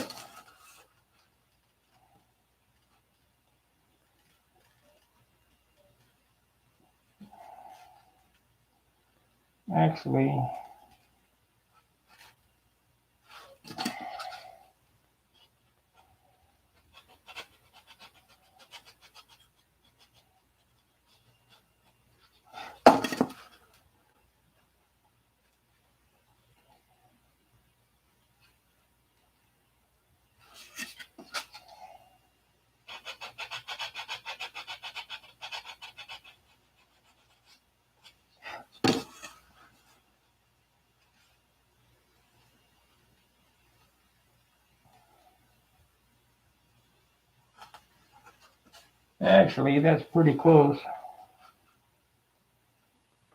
That's close enough to get started with. Anyway, I can after they're hardened with dope and paper, I can take them on and off, but it's close enough to start right there. So the next thing, this one goes on this side. Or no, wait a minute. What did I say this was? This was the inboard. Yeah, this was inboard. So it needs to be, look at it like that. Yeah, see, it's perfect on that side. Little couple thousandths on the other one. And you pull it apart and you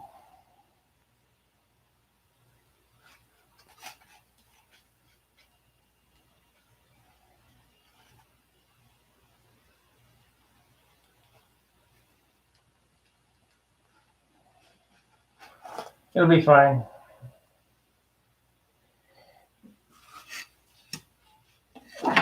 It'll take a little tweaking, but it'll be fine. So this is inboard, the other one's outboard. Okie dokie.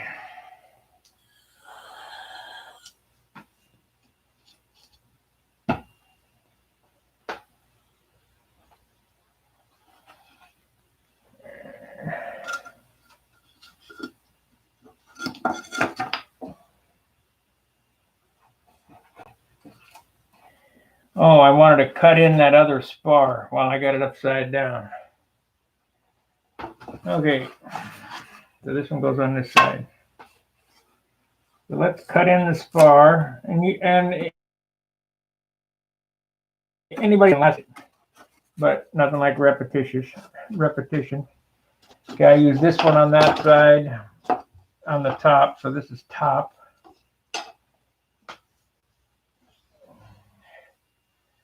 There's the pen. Top and bottom. Remember what I keep saying. This is the most important part of the airplane right here.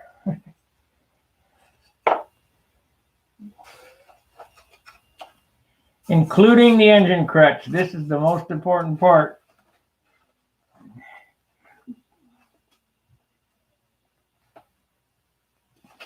I got a center line on it. We're going to excavate the ribs. You just mark them with the knife down 1/8 of an inch. Same angle that you're working on.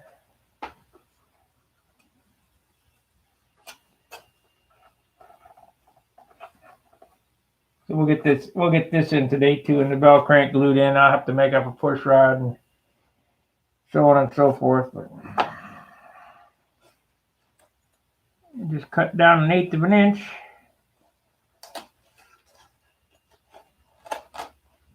There's always glue there.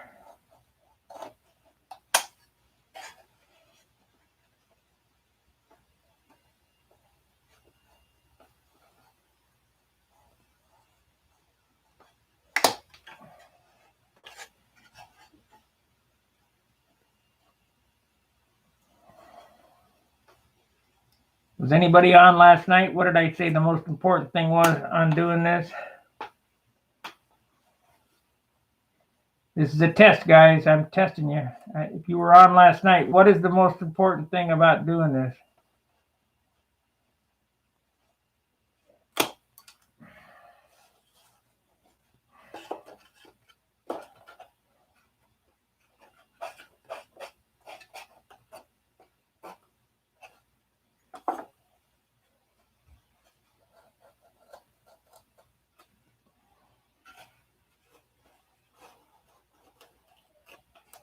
I ought to put together a test.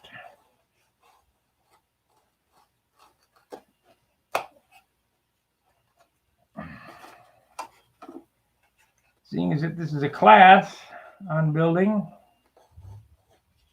you should have some tests. See if you're learning anything. When I watch you do your pocketing, is won't the flat move slightly inward? No, it does not move slightly inward. It pivots on its line.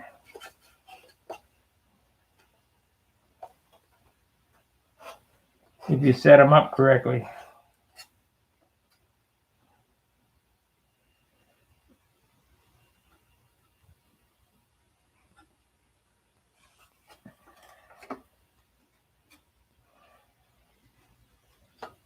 Interesting.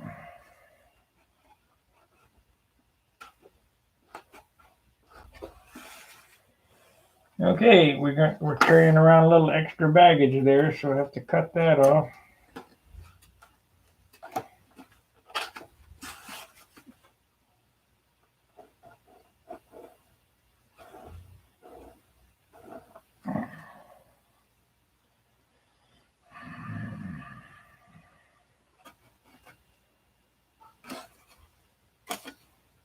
Okay, this is the bottom.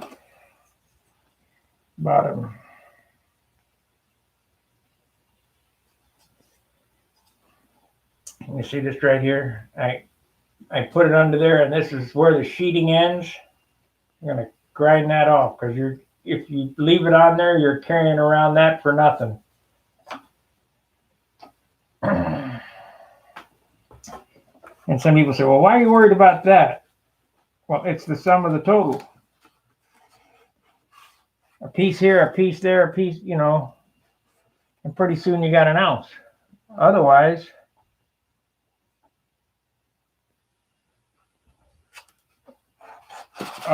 you got, heavy airplane. Free flight guys understand that. What did I just do with that piece? I just had it in my hand.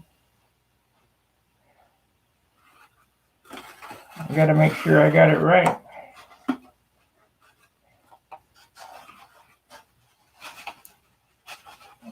And get all the dinkers out of it.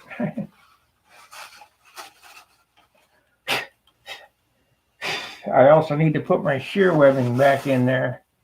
I see. There it is. Top. Make sure it's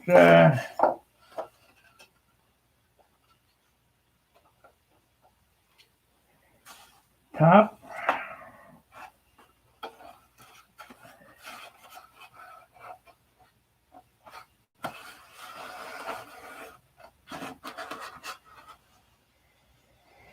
Okay, let's cut that bottom one.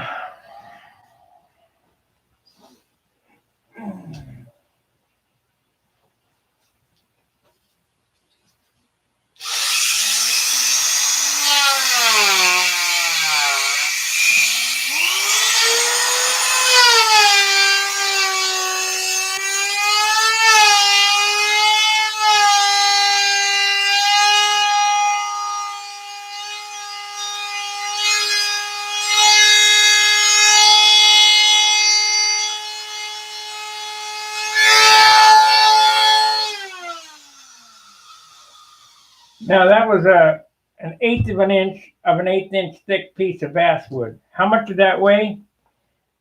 Nothing. Probably immeasurable. But everything has to weigh something. Stuff like that, what you're doing, takes time, but it sets it apart from the norm. That's exactly correct, Dan.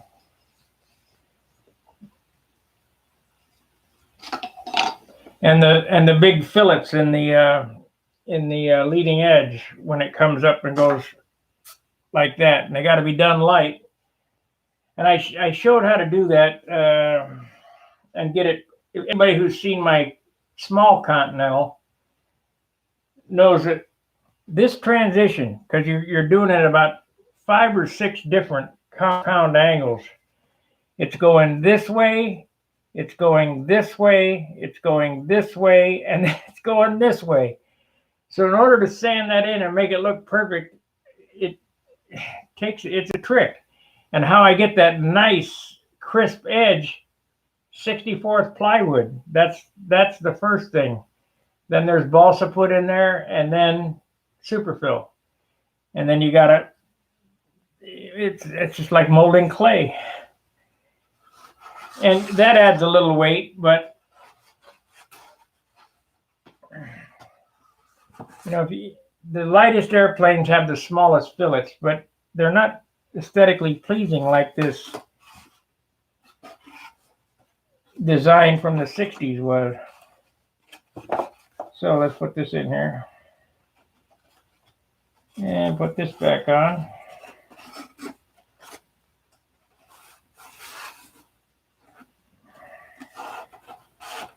Wonderful. I'll give you a weight on what this weighs here right now. And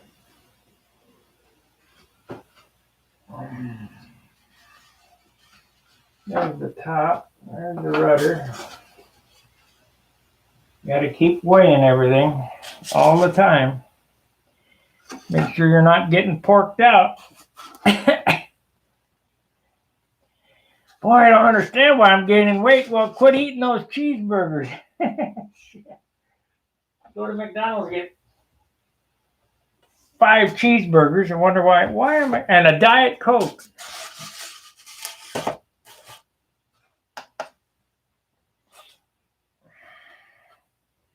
Okay, this apparatus right here by itself weighs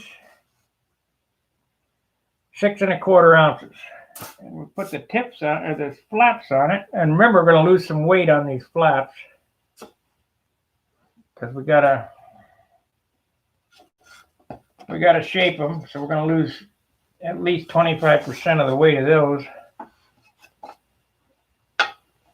And the bell crank, the horn. That's 8. And the bell crank.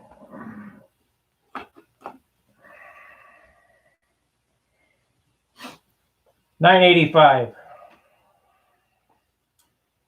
So I got to figure out how to get 0.3. I want a 9.5 ounce wing complete when I'm done. So I got to figure out how to take a little weight off. You know, if I got to, we'll just figure 10 ounces. It'll be fine. Let me put it this way. In 2007, when Wendy took the video of my Viper 6, that was the PA-65 airplane on a pipe, that was 48 ounces. No kidding, 48 ounces. It wasn't as spectacular looking. Wendy liked it. I think it's in his Nats tape, whatever. He said, well, this is your best job. I didn't think it was that great. But anyway, it was 48 ounces. And I tell Wendy exactly what it was on the tape there. Because I like that, you know. And it flew great, but then I got conned into electric and I took that motor out of it and I refitted it to electric, and the torque of the electric motor ripped out the firewall and it hit the ground. And the wing was salvaged, and it went into my electric profile. The video is on the YouTube. I ended up giving that to Steve Smith. Anyway, because I got disenchanted with electrics. It's just, no thanks. So that wing, for an airplane that was 48 ounces, and it was close to 700 squares. It was probably 680. That wing finished, that includes the silk span and the clear and the striping and everything, because that's what I salvaged out of the airplane, weighed 15 ounces. So if I got this at 10 before finish, there's not going to be 5 ounces of finish on this, so we're looking at 13 ounces. The only difference being is that this motor combination is an ounce heavier because I'm using the PA75 on a muffler. I'm going to give the PA one more try and see if I can make it work. Now, nobody can deny the power and the running characteristics of the PA75. That's not what I'm getting at. The difference is in the weight.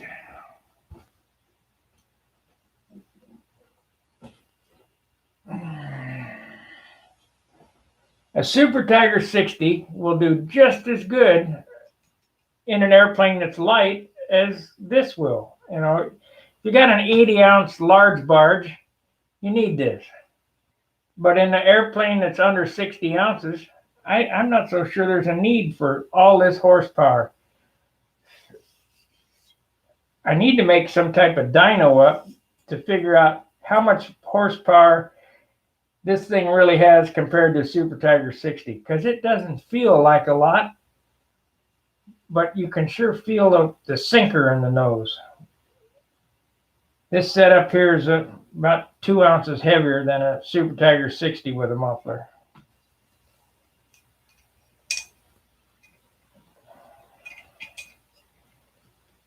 This motor here came from the era that my Thunderbolts, we bought a bunch of us guys together, bought motors around the same time. This is number 54. So how old is that?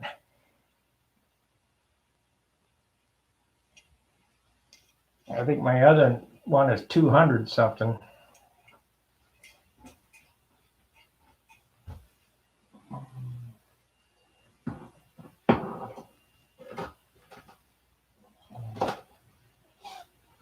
Now this airplane is going to be left convertible, meaning I'm building it for that rear exhaust muffler, but I will be able to do the operation if necessary, if it doesn't have enough poop, if it doesn't run well, and then I can add another 3 ounces to it underneath the wing, whatever.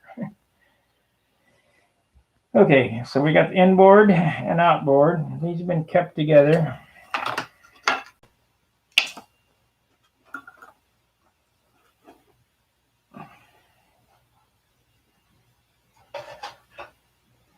So we started out with a 5-ounce framed up wing left and right half. We started adding all the other stuff, tips, flaps, horn, bell crank. We're going to end up 10 ounces. So that's 5 ounces extra.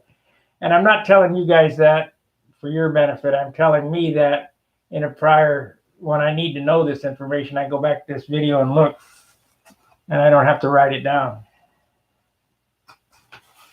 So this is how it goes here. It sits in the airplane like this. And we got the outboard. That's 1/8 of an inch bigger than the inboard.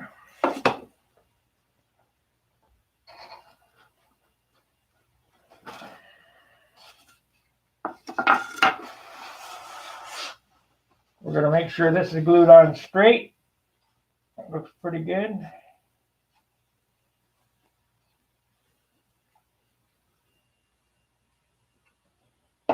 Looks pretty good, except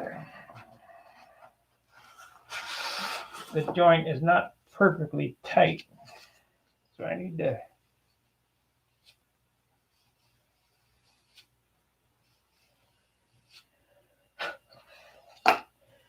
Did everybody see what Dan said? Stuff like I'm doing takes a lot of time, but it sets the model apart.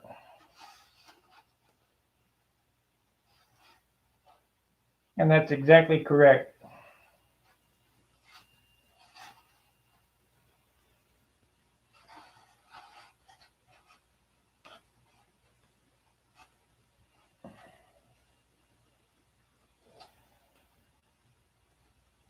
Let's see here.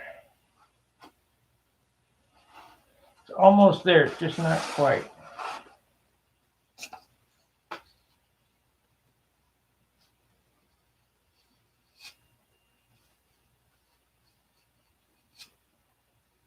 It only takes one stroke of the sandpaper to bring it in or screw it up one.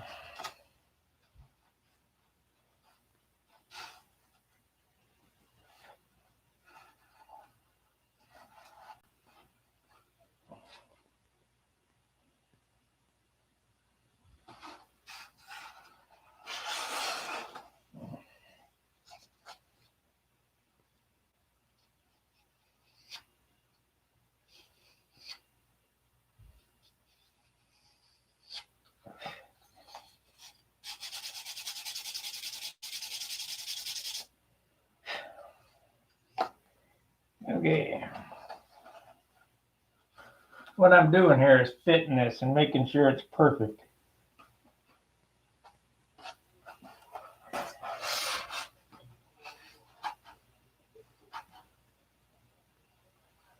Uh-oh, neighbor's winding up. Abba labba dabba. There we go. Man. Okay.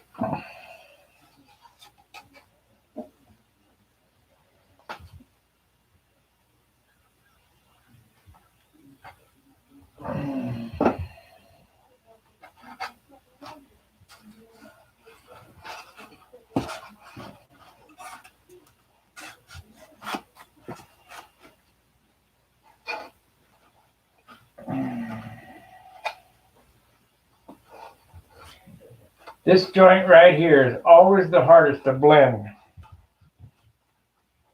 So if you take your time and get everything relatively close, it makes it a lot easier.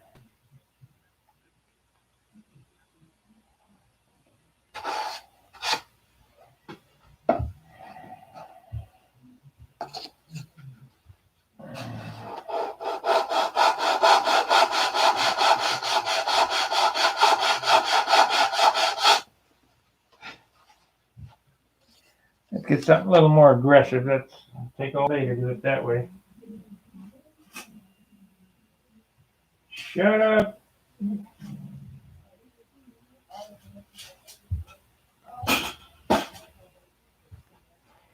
Oh crap, what the hell happened to my sanding stick?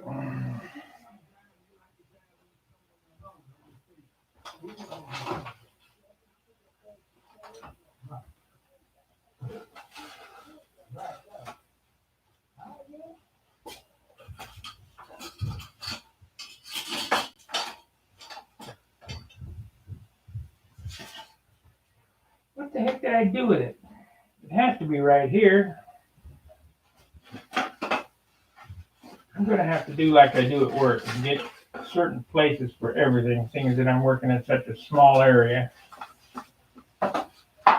I'm working in Dan's workshop now. Everything's thrown on the bench.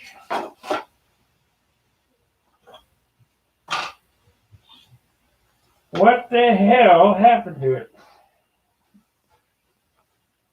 Well, I'll just use this big old mama.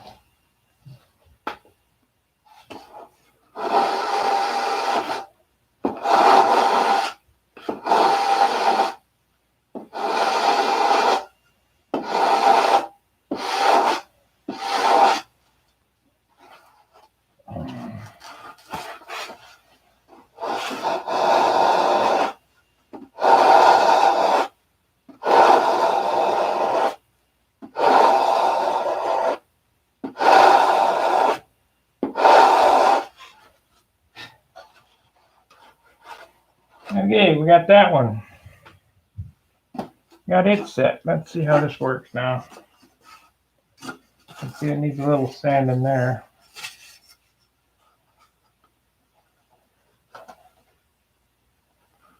Gonna need to be cut back a little bit there. Oh, there's the stick I was looking for right there.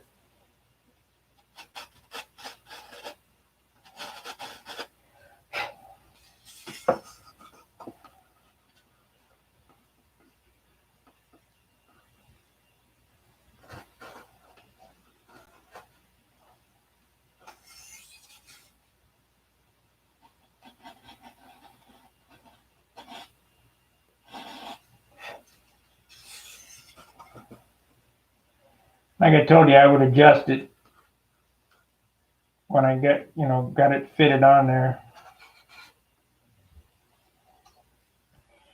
And now we're just adjusting for your eye, What does your eye pick up?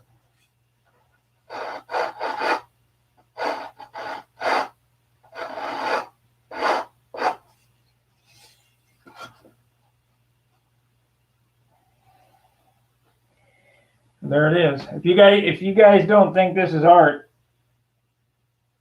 you're missing, because this is art. This is not just building. Yeah. We'll get this hinged today too, maybe. Good morning, Sparky. Are you going to use your paper gapless? Yes. Okay. When you do your pocket hinges, won't the flap? No. Okay. Has anybody,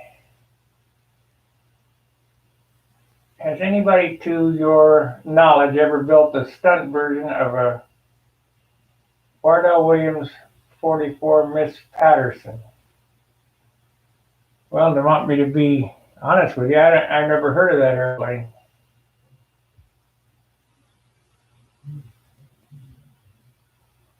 Never heard of it. So, no, not to my knowledge. Okay, that turned out good. That turned out real good, because I took a little extra time. Now let's do the other side.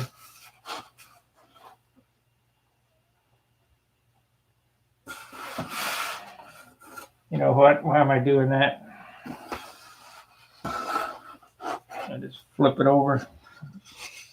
That goes on this side. Don't lose that.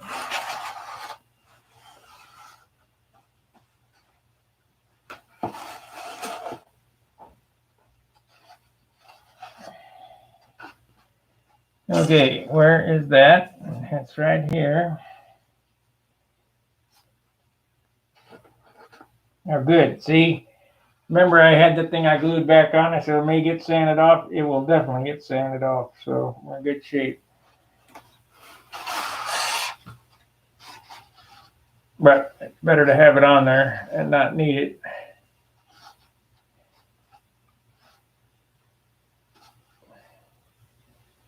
So this one goes down here like so.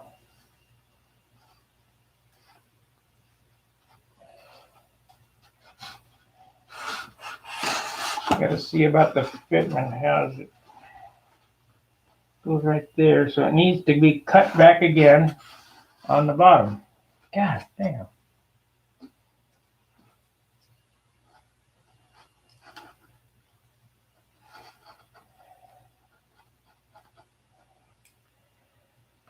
Okay.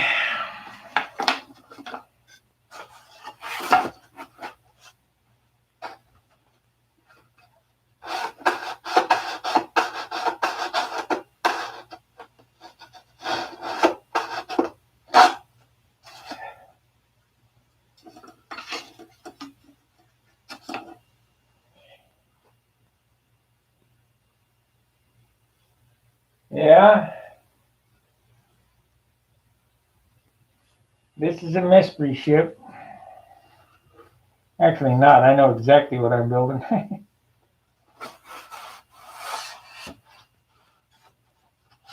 It's a remake of an old classic.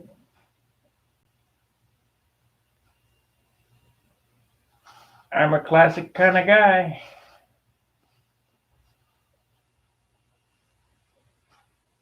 Let's glue that on there and see what happens.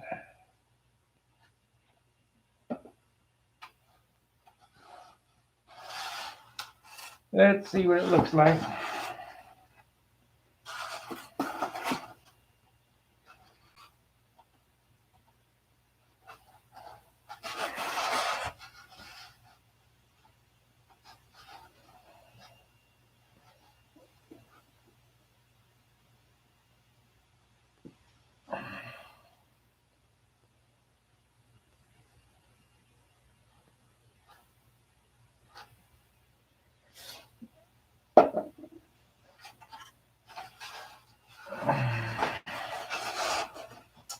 I got a kick out of one guy saying, "Is that the same plane you just built?" No, it's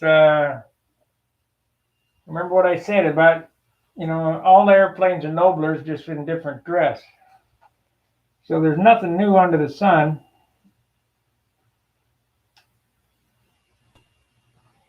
But it's different numbers than anything that I have here. And definitely different cosmetics. It will look something like my Monado.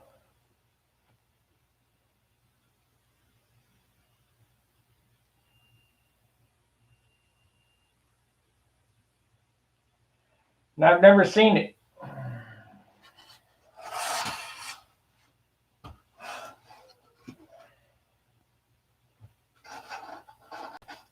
So I couldn't speak on it.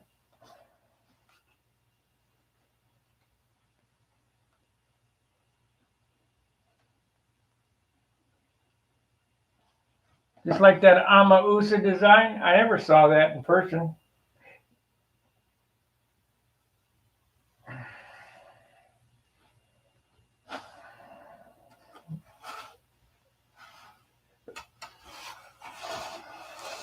Amausa, AMA USA, unreal. These guys.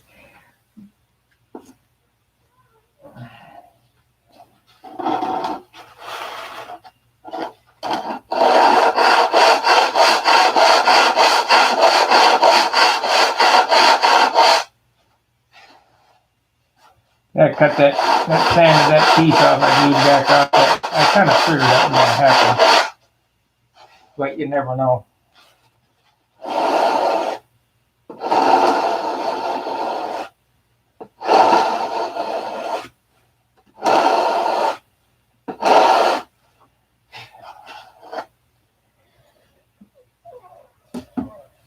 I got plenty of shirts for next week. Only I'm missing is long johns and tops, so I have to go buy some today. That's a whole lot better than do laundry. I hate laundry.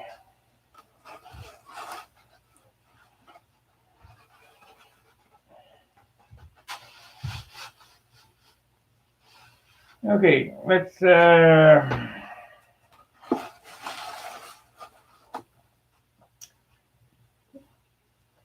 okay, send me a pic.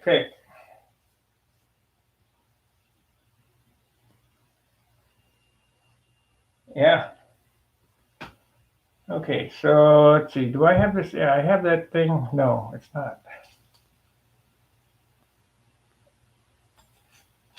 Let's move this down a little bit, I guess. Down and up. Where you could see across the whole spectrum here.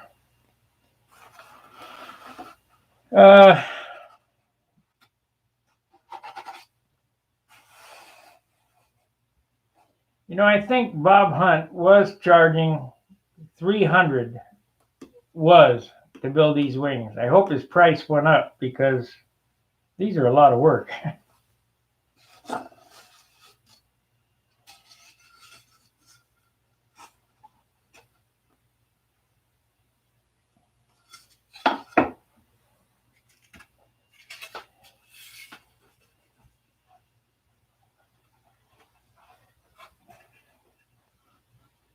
Okay, now I have to do the same thing here. I need to cut this back.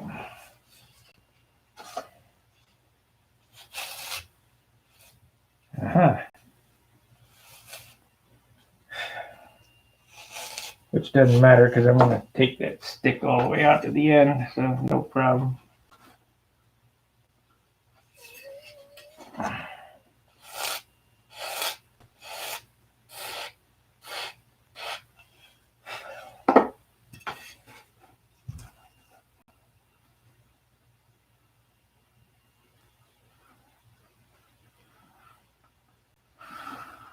And okay. All right, let's shape up some flaps.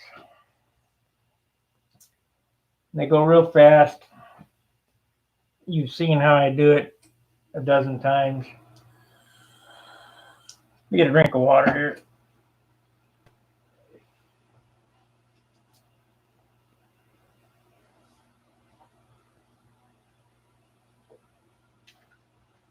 Yeah, fill the bottle up again.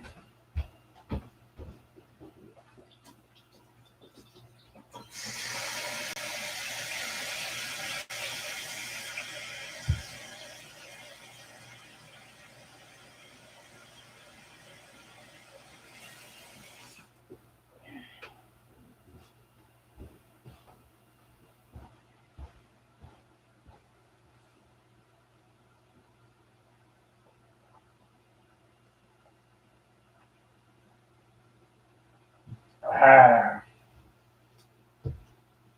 Okay. Now, how do I shape flaps? One more time. Make sure it's straight, close enough. Make sure we get the line on the right side. I just take and make a finger line down the center of it.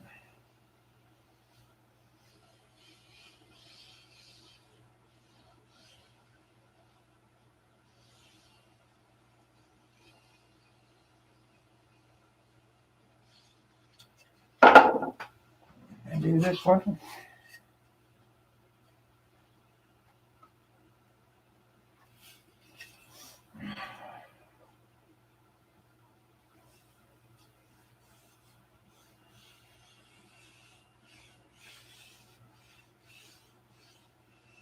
Now, when you do these flaps and you do them my way,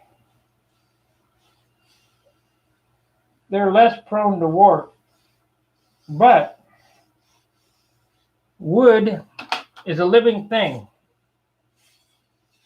So even though it's straight and I sand it straight, when I put the dope and tissue on it, it releases the ligna in the wood. And that wood is going to try to go back to the sun the way that it originally was when it was in the ground. So you always got to keep an eye on these. And the easiest way to lock things up is to get the clear dope on it and the tissue before you start warping on stuff, unless it's super badly warped, where it's, I mean, this is pretty straight. I try to pick the straight wood for flaps, but if it's pretty badly warped, if it's twisted, throw it in the trash. If it's warped, where it's bowed or whatever, you can steam that out. Like here, it's got a slight, just very slight. And I won't do anything to that. It is so slight. I could sand it out, but I won't do anything to that until after it's covered and doped. And I'll steam this or put some water on it and hit it with the heat gun and kind of bend it. You want to overbow it. So if it's warped one way, you want to overbow it 2.5 times. So it's down a quarter, you want to bow it up 3/4 and then let it cool, and it'll come back down to 0. And if you might have to do it a couple of times, that's not a big deal. So let's whip out one of these flaps again. Get to see how long it takes. It doesn't take long at all. I'd rather have a smaller block than that, though. Okay.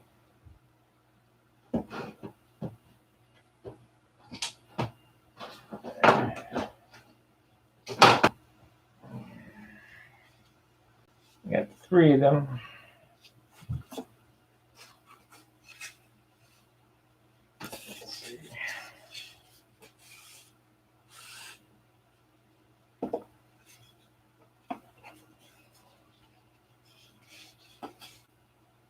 Yeah.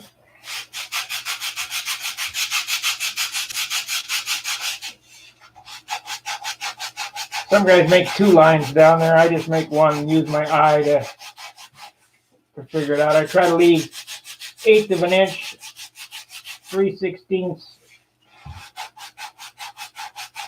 end. So first I grind in the angle, get it down close to the line, and then we're going to shape it to an airfoil.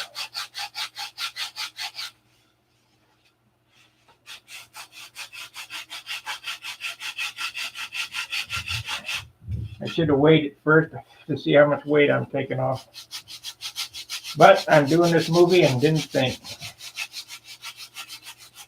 Definitely going to have to clean this mess up today, though. We got sawdust.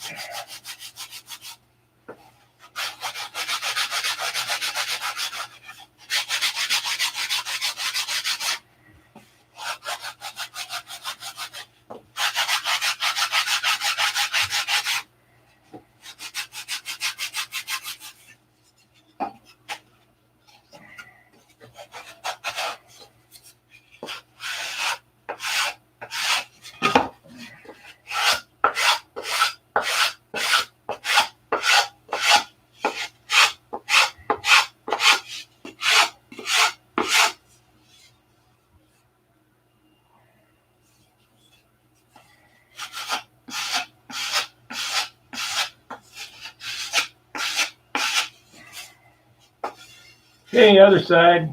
That's about how long it takes. Hang on.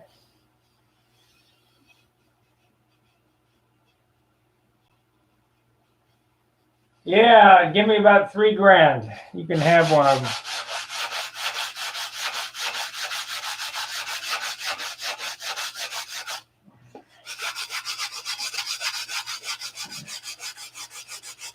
And $3,000, you'd be getting a deal. I'd be getting screwed.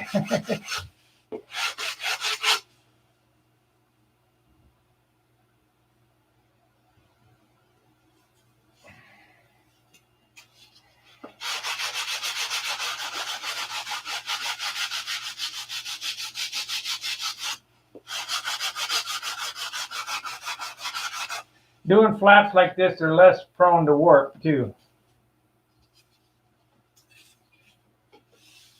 So now let's do the other side.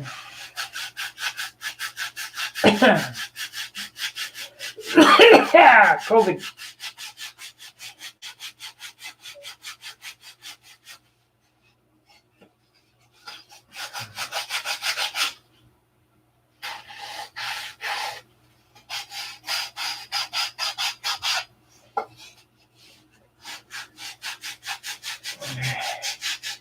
COVID.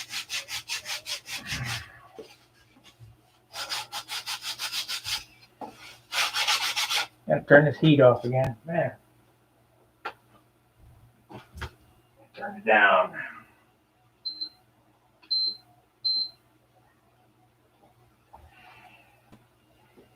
Turn it down.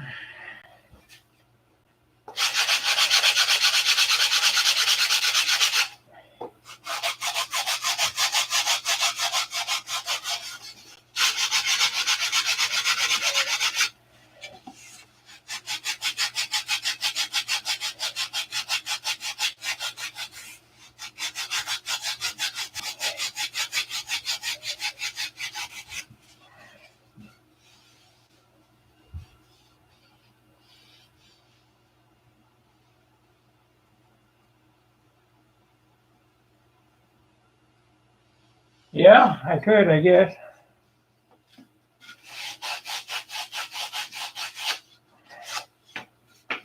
Okay, we got this flap just about shaped.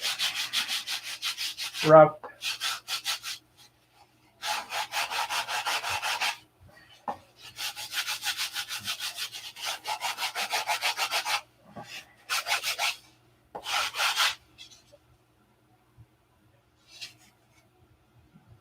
Okay, a little bit right there.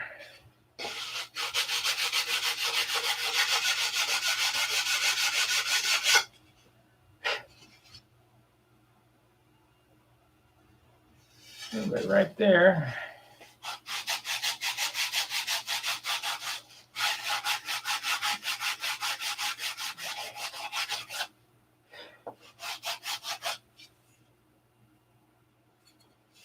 A little bit right here.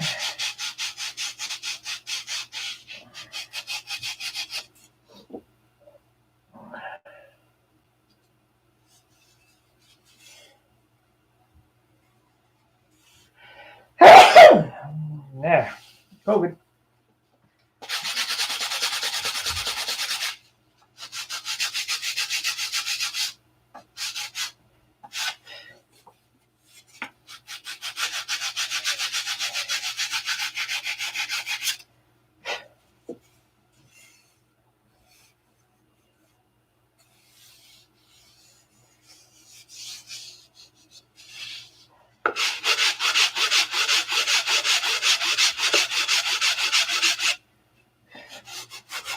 So the airplane got lighter. The wing got lighter anyway. I don't know how much I took off, but quite a bit.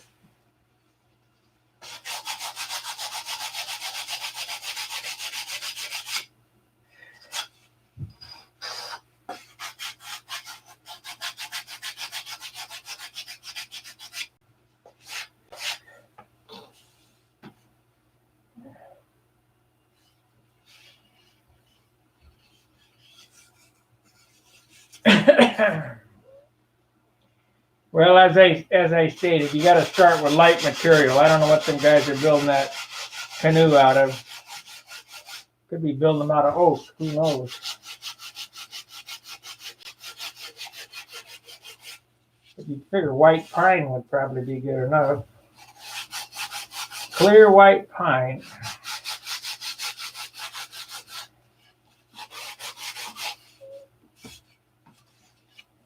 Okay.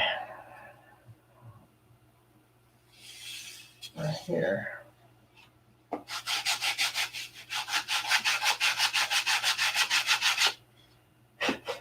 So just in a few swipes, you got an airfoil. Pretty close. And it'll take some tweaking before it goes to finish, but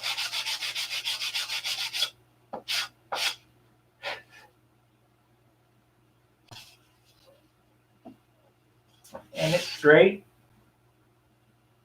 Relatively straight, got a hoop right there.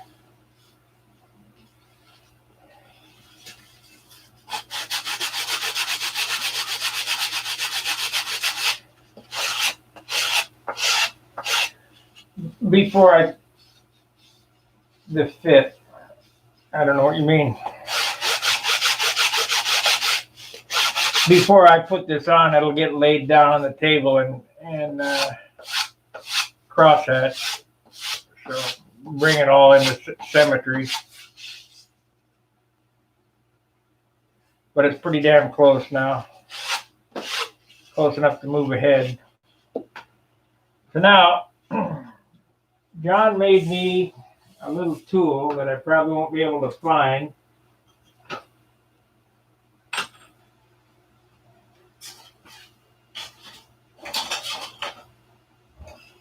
And I'm so organized here. Of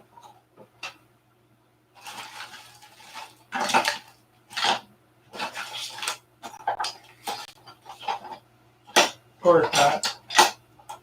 Of course not. Can't find it. But won't let that stop me. So I'll just round this off by eye, and then when I find that tool, I'll finish it off. But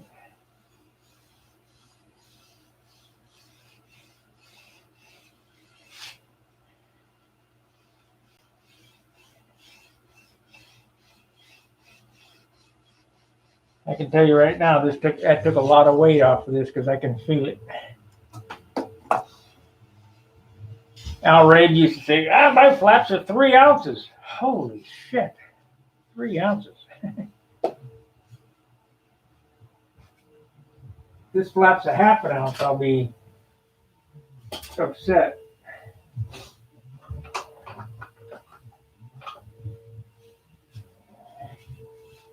Now I don't see my plane.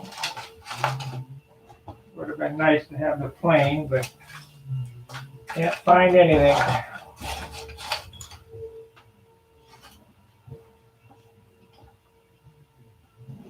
Yeah, I gotta clean this mess up today. Okay, I'll just give her a rip here. This is old school here.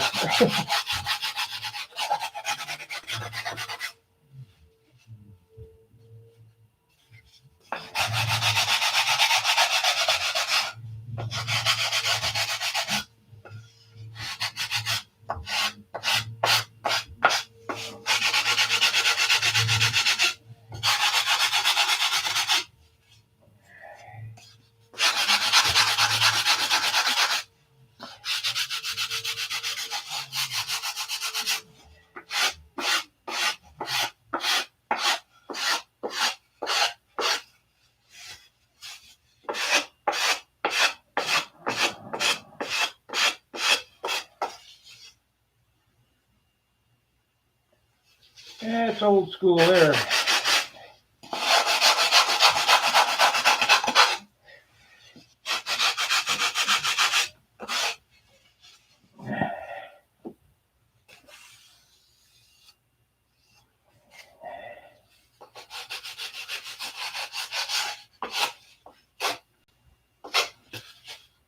Did it get round? Pretty close. We'll adjust it as we go. Only took a few swipes to get it close.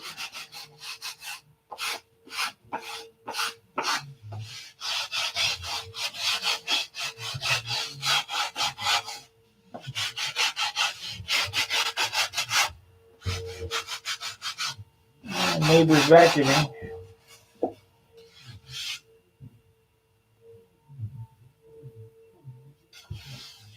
Pretty close. So now,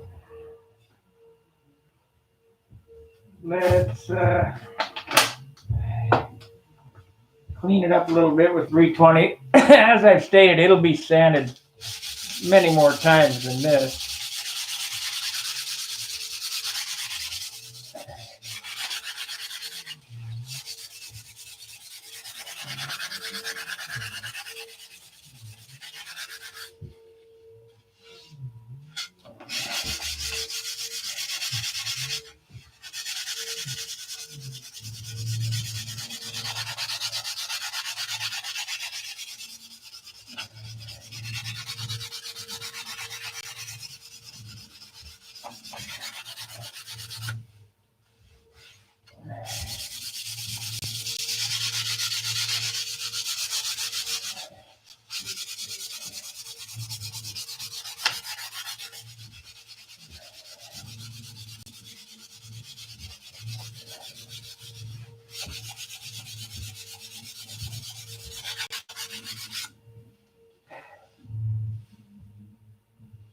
Pretty close. Pretty close. Didn't take all day to do a set of flaps or whatever. How long did that take? 15 minutes? Not even.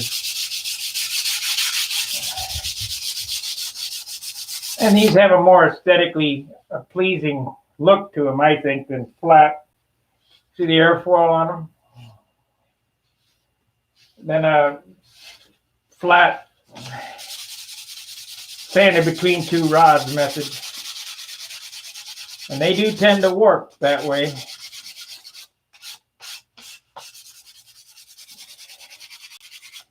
But this is probably my 200 or 300th set of flaps I've done like this. So if it looks easy, it's because I practiced.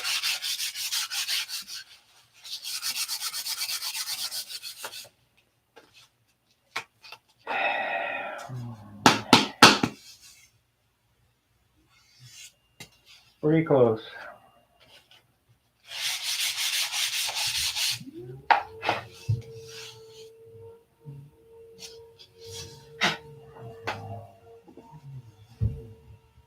Yeah, buddy.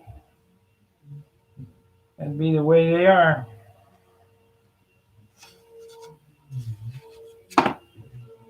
I'm going to stay on 30 minutes more. This will be a 30-hour program. I'm going to take lunch and then come back. So now I need to fit this in. This is difficult. This right here is very, very difficult to make look right. Because it has to go this way, and that way. And same with this up here. This all has to mold together. But I'm pretty happy with the roughed-in flap shape. Let's see what it weighs. It won't be a 3-ounce Alraid flap. It will be a 1/2-ounce Sparky flap. Let's see what it weighs. Oh, a little heavy, 0.7.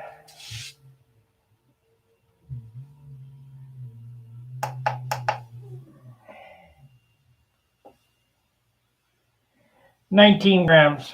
I'd like to head it down to, and it still could get there depending on how much I sand on it. But you don't want to sand too much on these and take away all the strength. You know, in order to build light airplane, you just need light wood. And this is 5-pound wood, not 4-pound wood. But it's still better than 7-pound wood.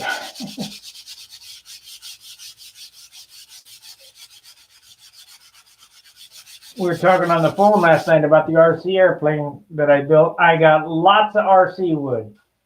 And my RC wood is probably 2 pounds lighter than their best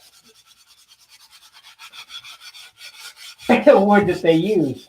So when I saw that guy add 6 pounds or 5 pounds of nose weight to that airplane, gee, 5 pounds.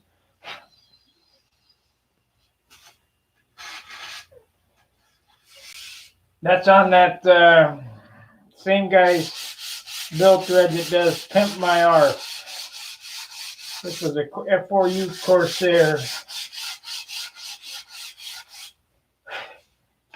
Probably with 1,000 coats of fiberglass, and I mean, it looked great. It looked like a car. Yeah. The performance has to be way down with that much nose weight.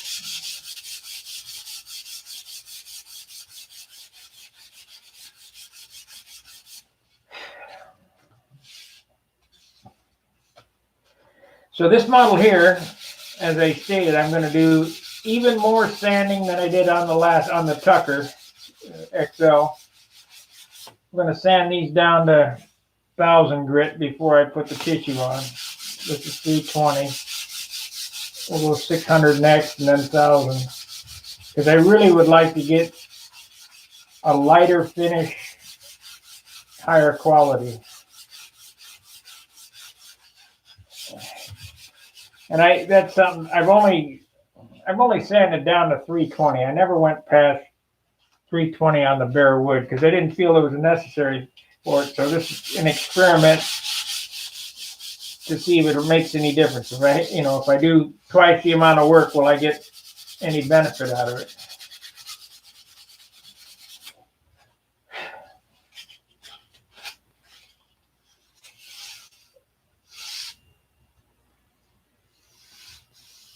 That came out good.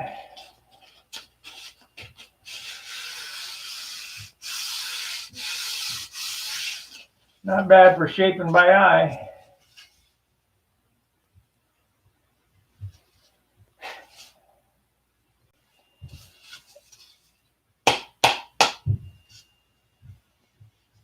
This flap still got that little bit of a tweak in it, and I'll get it out when I'll cover it. This flap was, it's ever so slight, but it'll be okay. All right, any questions?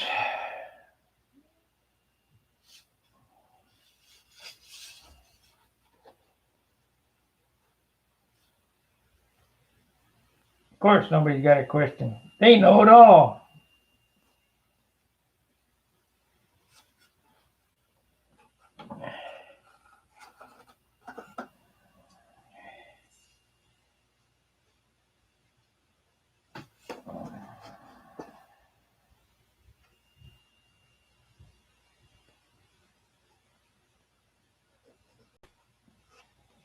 That ain't right. Oh yeah, it is. Good. Good.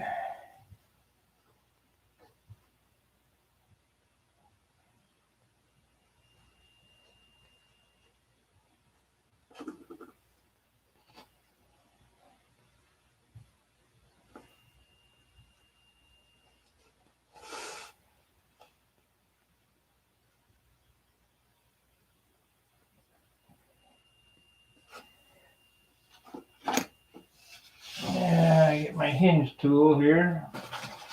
I've seen it laying right here. Of course, now I can't find it. So there it is. All right, this is my hinge tool. That's what cuts my pockets and hinge line for my pocket hinges.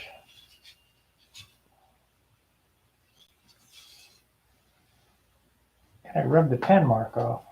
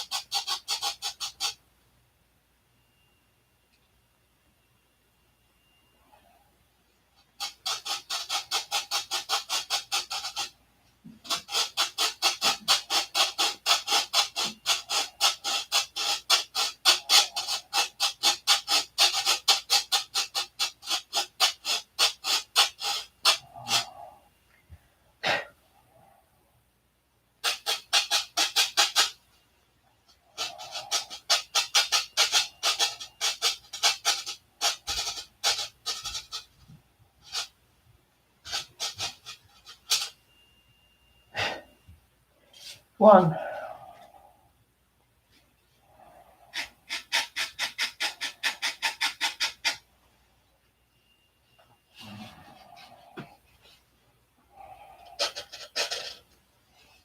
Not bad for an old guy.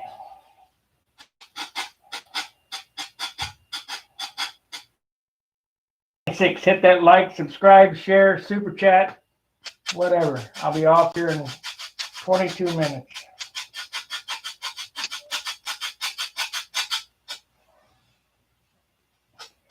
Only got 17 likes and 26 watchers. Please hit the like button.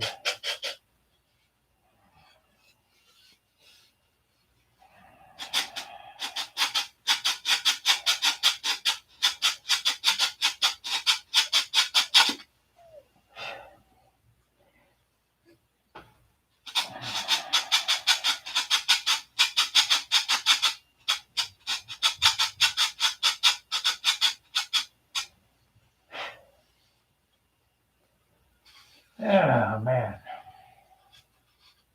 Sandpaper's getting kind of old on this thing, but I don't want to change it.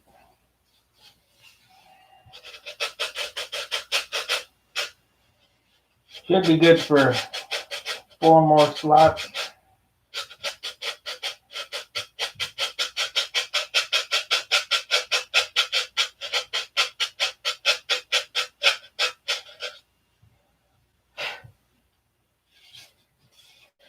I hope.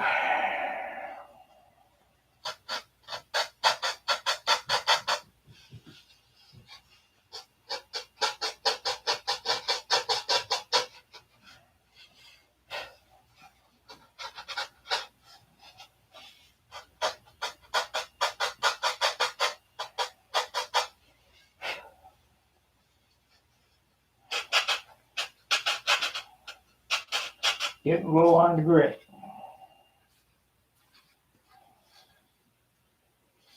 Man.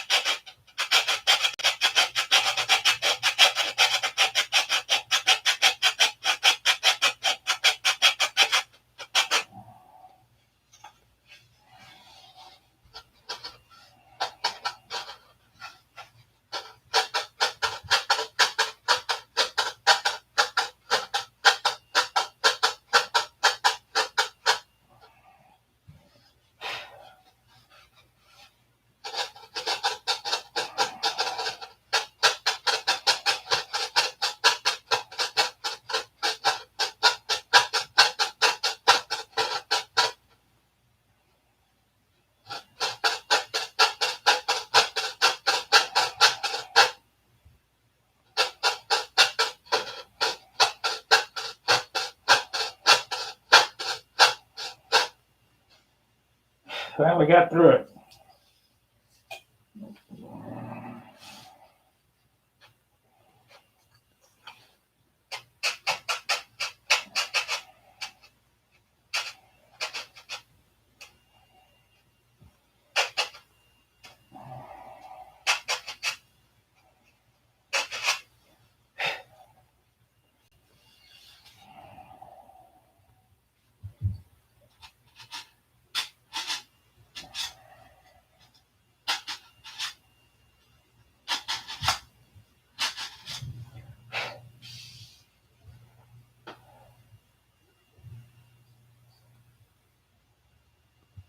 Ever consider holding the flap down on the surface, just hanging off and up this? Yeah, if I had one. This table is a piano stand and a little piece of plywood. I'm working in the closet, buddy.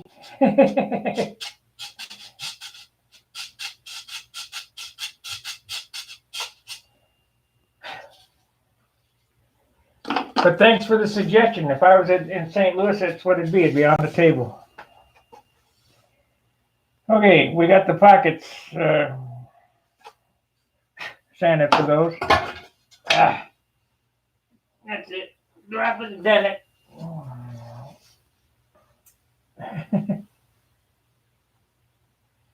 Yeah, it's pretty awkward, all right.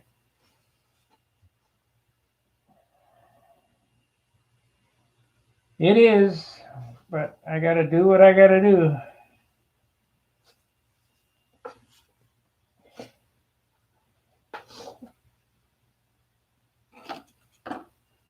I mean, all I'm working on is I don't even think that's 2 foot. I think that's 18 by 48. 18 inches by 48, sitting on top of a flimsy old piano stand. You know, a collapsible piano stand. That's all there is. So even if I had that, shit would flip off of there. And that's I gotta clean off that bench. But what happens is there's no place to put anything, so you just set it on the bench, and there's no place to work. So it doesn't much matter.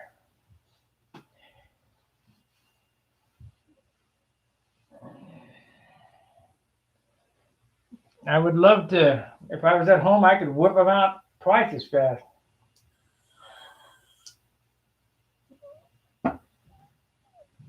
But I'm working in the closet. This room is no bigger than a mansion's walk-in closet. No kidding. I'm sure there are closets bigger than this area.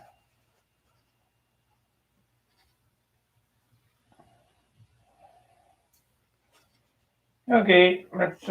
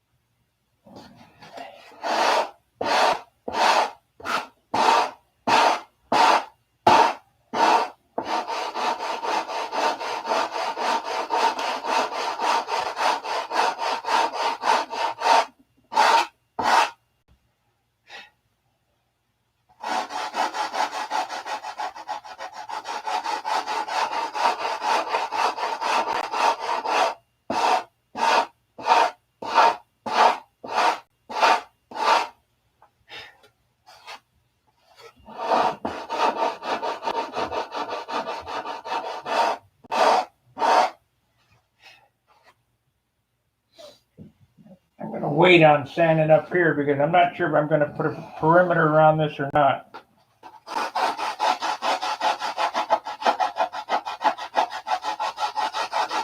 I probably ought to think about it before I even do this.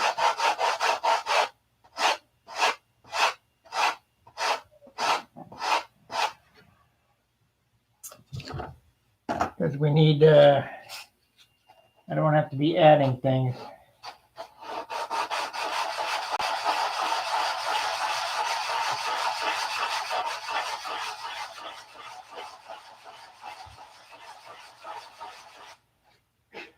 It'll turn out to be a nice joint there. It's invisible.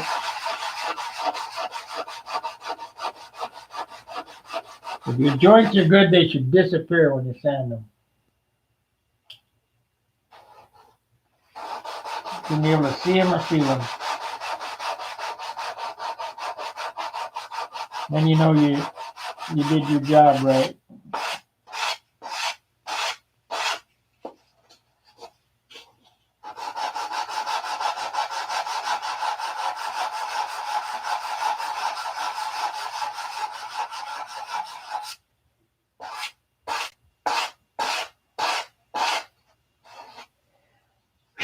All the way down that. Because like I say, I'm thinking about, I have a little bit here, like maybe 3/32, that if I put an extra rib in there, I put the block in there and an extra rib in there, 1/8" rib, and a perimeter around that would make it look better than the tip that I put on the other one. So I may do that. So we'll hold off on saying any more there till I figure that later on today. But I think I've been on probably long enough for today, or for this morning. I really need to do laundry. Let me look outside. If it's crappy outside, I ain't gonna go.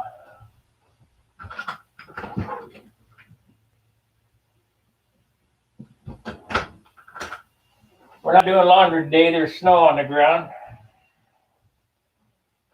So I guess it's off to Wally World. Buy me a couple pairs of long johns.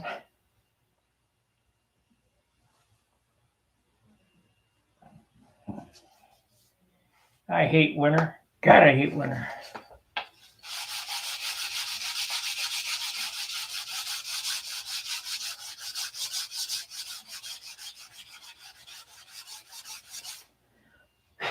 See, the nice thing about the Midwest is that you're close to the gnats. The bad thing about the Midwest is you don't have time to fly, or you don't know, the weather is crappy for flying. So them guys in California and Florida and all that, they got the advantage in the flying, but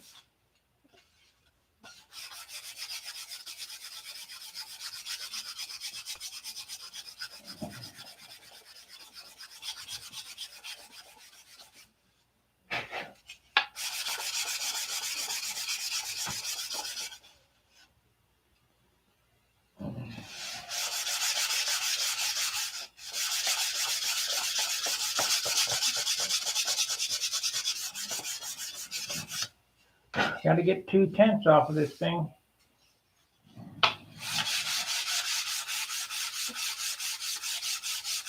It wasn't so bad when I was 30 years younger. Booter Park Isolated Stunt Contest. That's my birthday. I started that contest almost 30 years ago. And I haven't been to one in 20 years. It's too damn cold. See, when I started that, I had just come from the West Coast. And I wanted to stay on my game flying. And didn't, there was no contest in the Midwest in the wintertime. I said, well, we'll see, we can't do a wintertime stunt contest. Great idea at the time. Now, Bob Arata and those guys, they're getting old. They're still carrying on with it. No, because they're used to the cold. I'm not. I'm like a turtle. I look outside, see the winter. Oh, time to go back inside.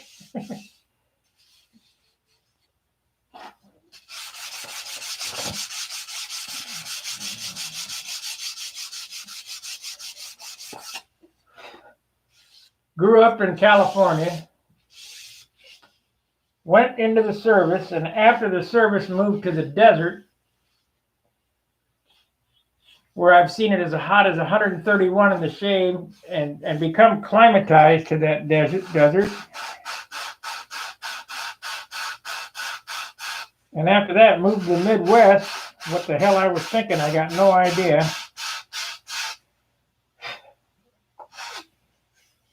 Here I am. It's freezing. I'm still not climatized to it. I hate it.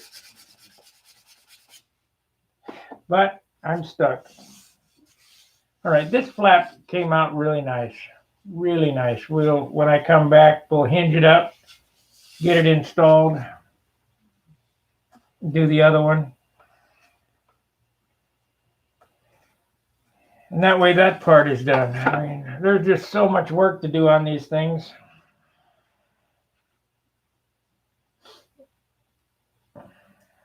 I really need to get a stopwatch that starts and stops and see exactly how long I spend on an airplane.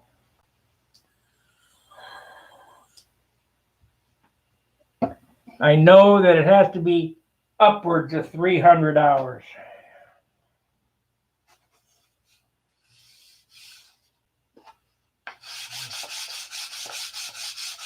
And most of that is in finishing. This is the easy part here. Framing these up is the easy part. Finishing is what takes the time if you want a nice airplane. We got that one guy, Dave Day, still on that airplane? Yeah, I can't help it. I guess he's a big deal in England, but I'd like to see some airplanes.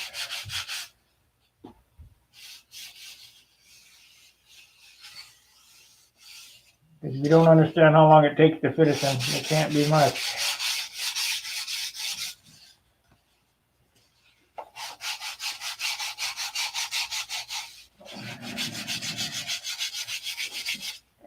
And the more time you spend rubbing it, sanding it, the better it'll be.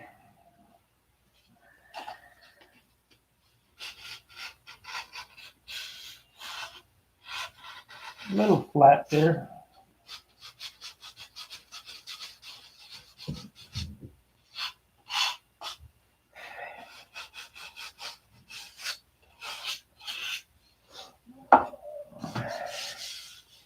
What do you guys think? Did that turn out okay for hand sanded?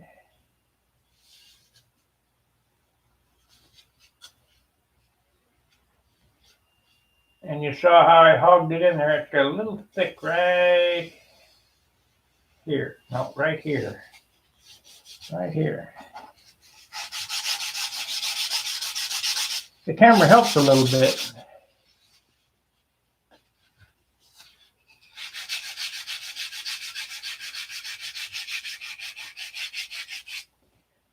Camera helps me see stuff I don't see with my eyes here.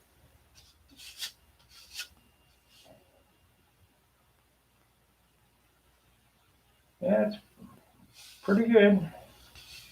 Pretty symmetrical. Not bad for just a sanding block. No rods. And this type of sanding, yeah, this type of sanding helps the flaps or keeps the flaps from warping. Because you got some thickness up here. It's tapered, but you got thickness in the center. Because these babies will warp like a potato chip. If you rod sand it, and if you rod sand them wrong, if you don't calculate the correct, you'll have flaps that are twisted, one side up, one side down.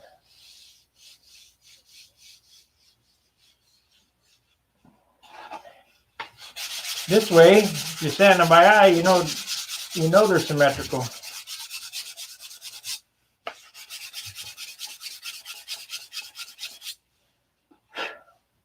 Ron O'Toole told me that Bob Tucker could take these and go quick, quick, quick, quick, and they'd be done. Well, there it is. It's pretty damn close.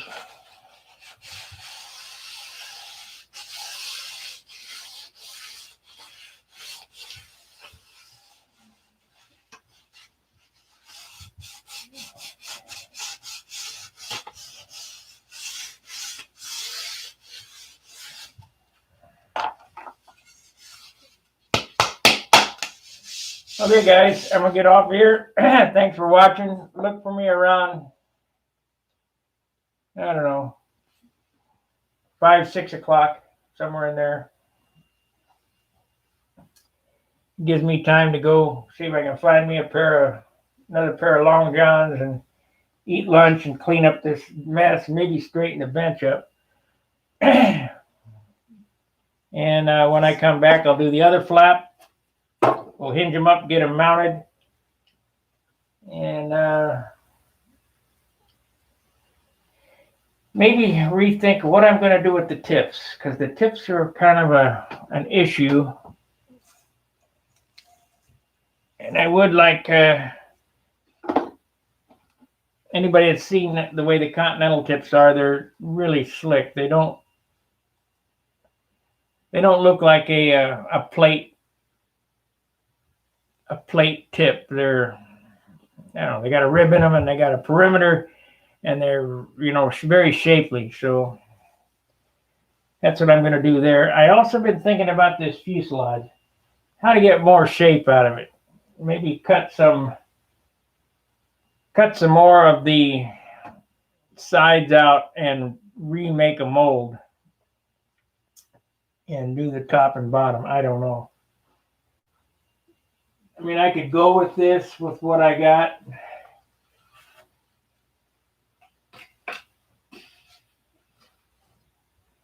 But the original Continental was very narrow. This is not going to be narrow, but I can't do narrow on this because it's a big airplane. In front of the stabilizer is only a half an inch. I mean, you'd think it was a profile.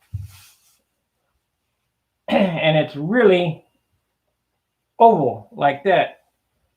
So in order to get that look out of this without really having that, would be to take from here back and cut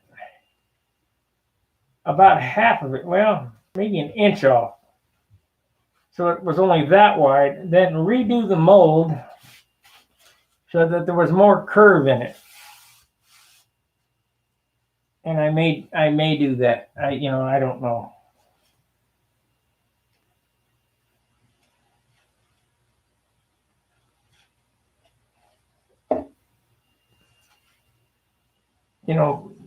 Function over fashion, I guess.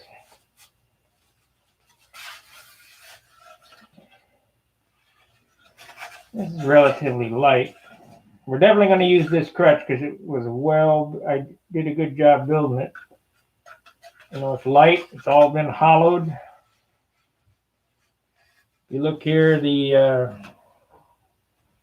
you look in the motor mounts, they're all routed out inside, so it has a groove going all the way forward. So 50% of the weight is out of the...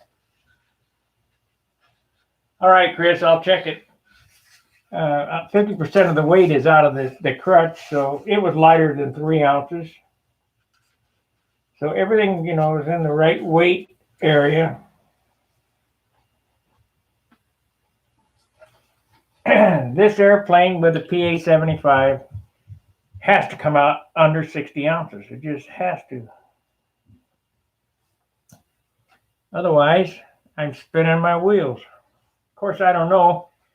You got a 3-bladed prop on there that weighs 3 ounces or whatever the hell these things weigh.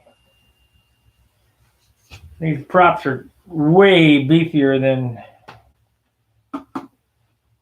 a 13.6 rev up.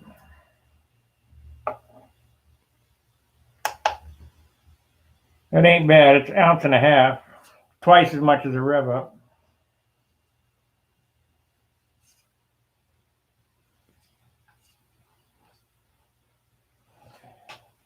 Or I could use the propeller that really pulls. Let's see what it weighs. This baby really pulls. Yeah, this is 1.8 ounces, 1.8. But this puppy, it's a 15.446. This puppy here will pull it into the stratosphere. This is what I had on my Thunderbolt. So we might use this. An unbelievable tractor prop. It's a Bali. I think it's the last one. They don't make them anymore. So Dan, if you're listening, we need to make a mold of this and get some of these made up.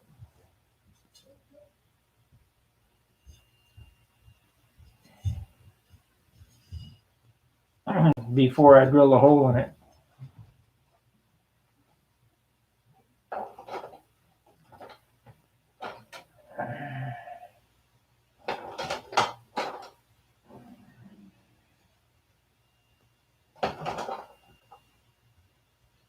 All right, guys. Thanks for watching. We'll see you in a couple hours.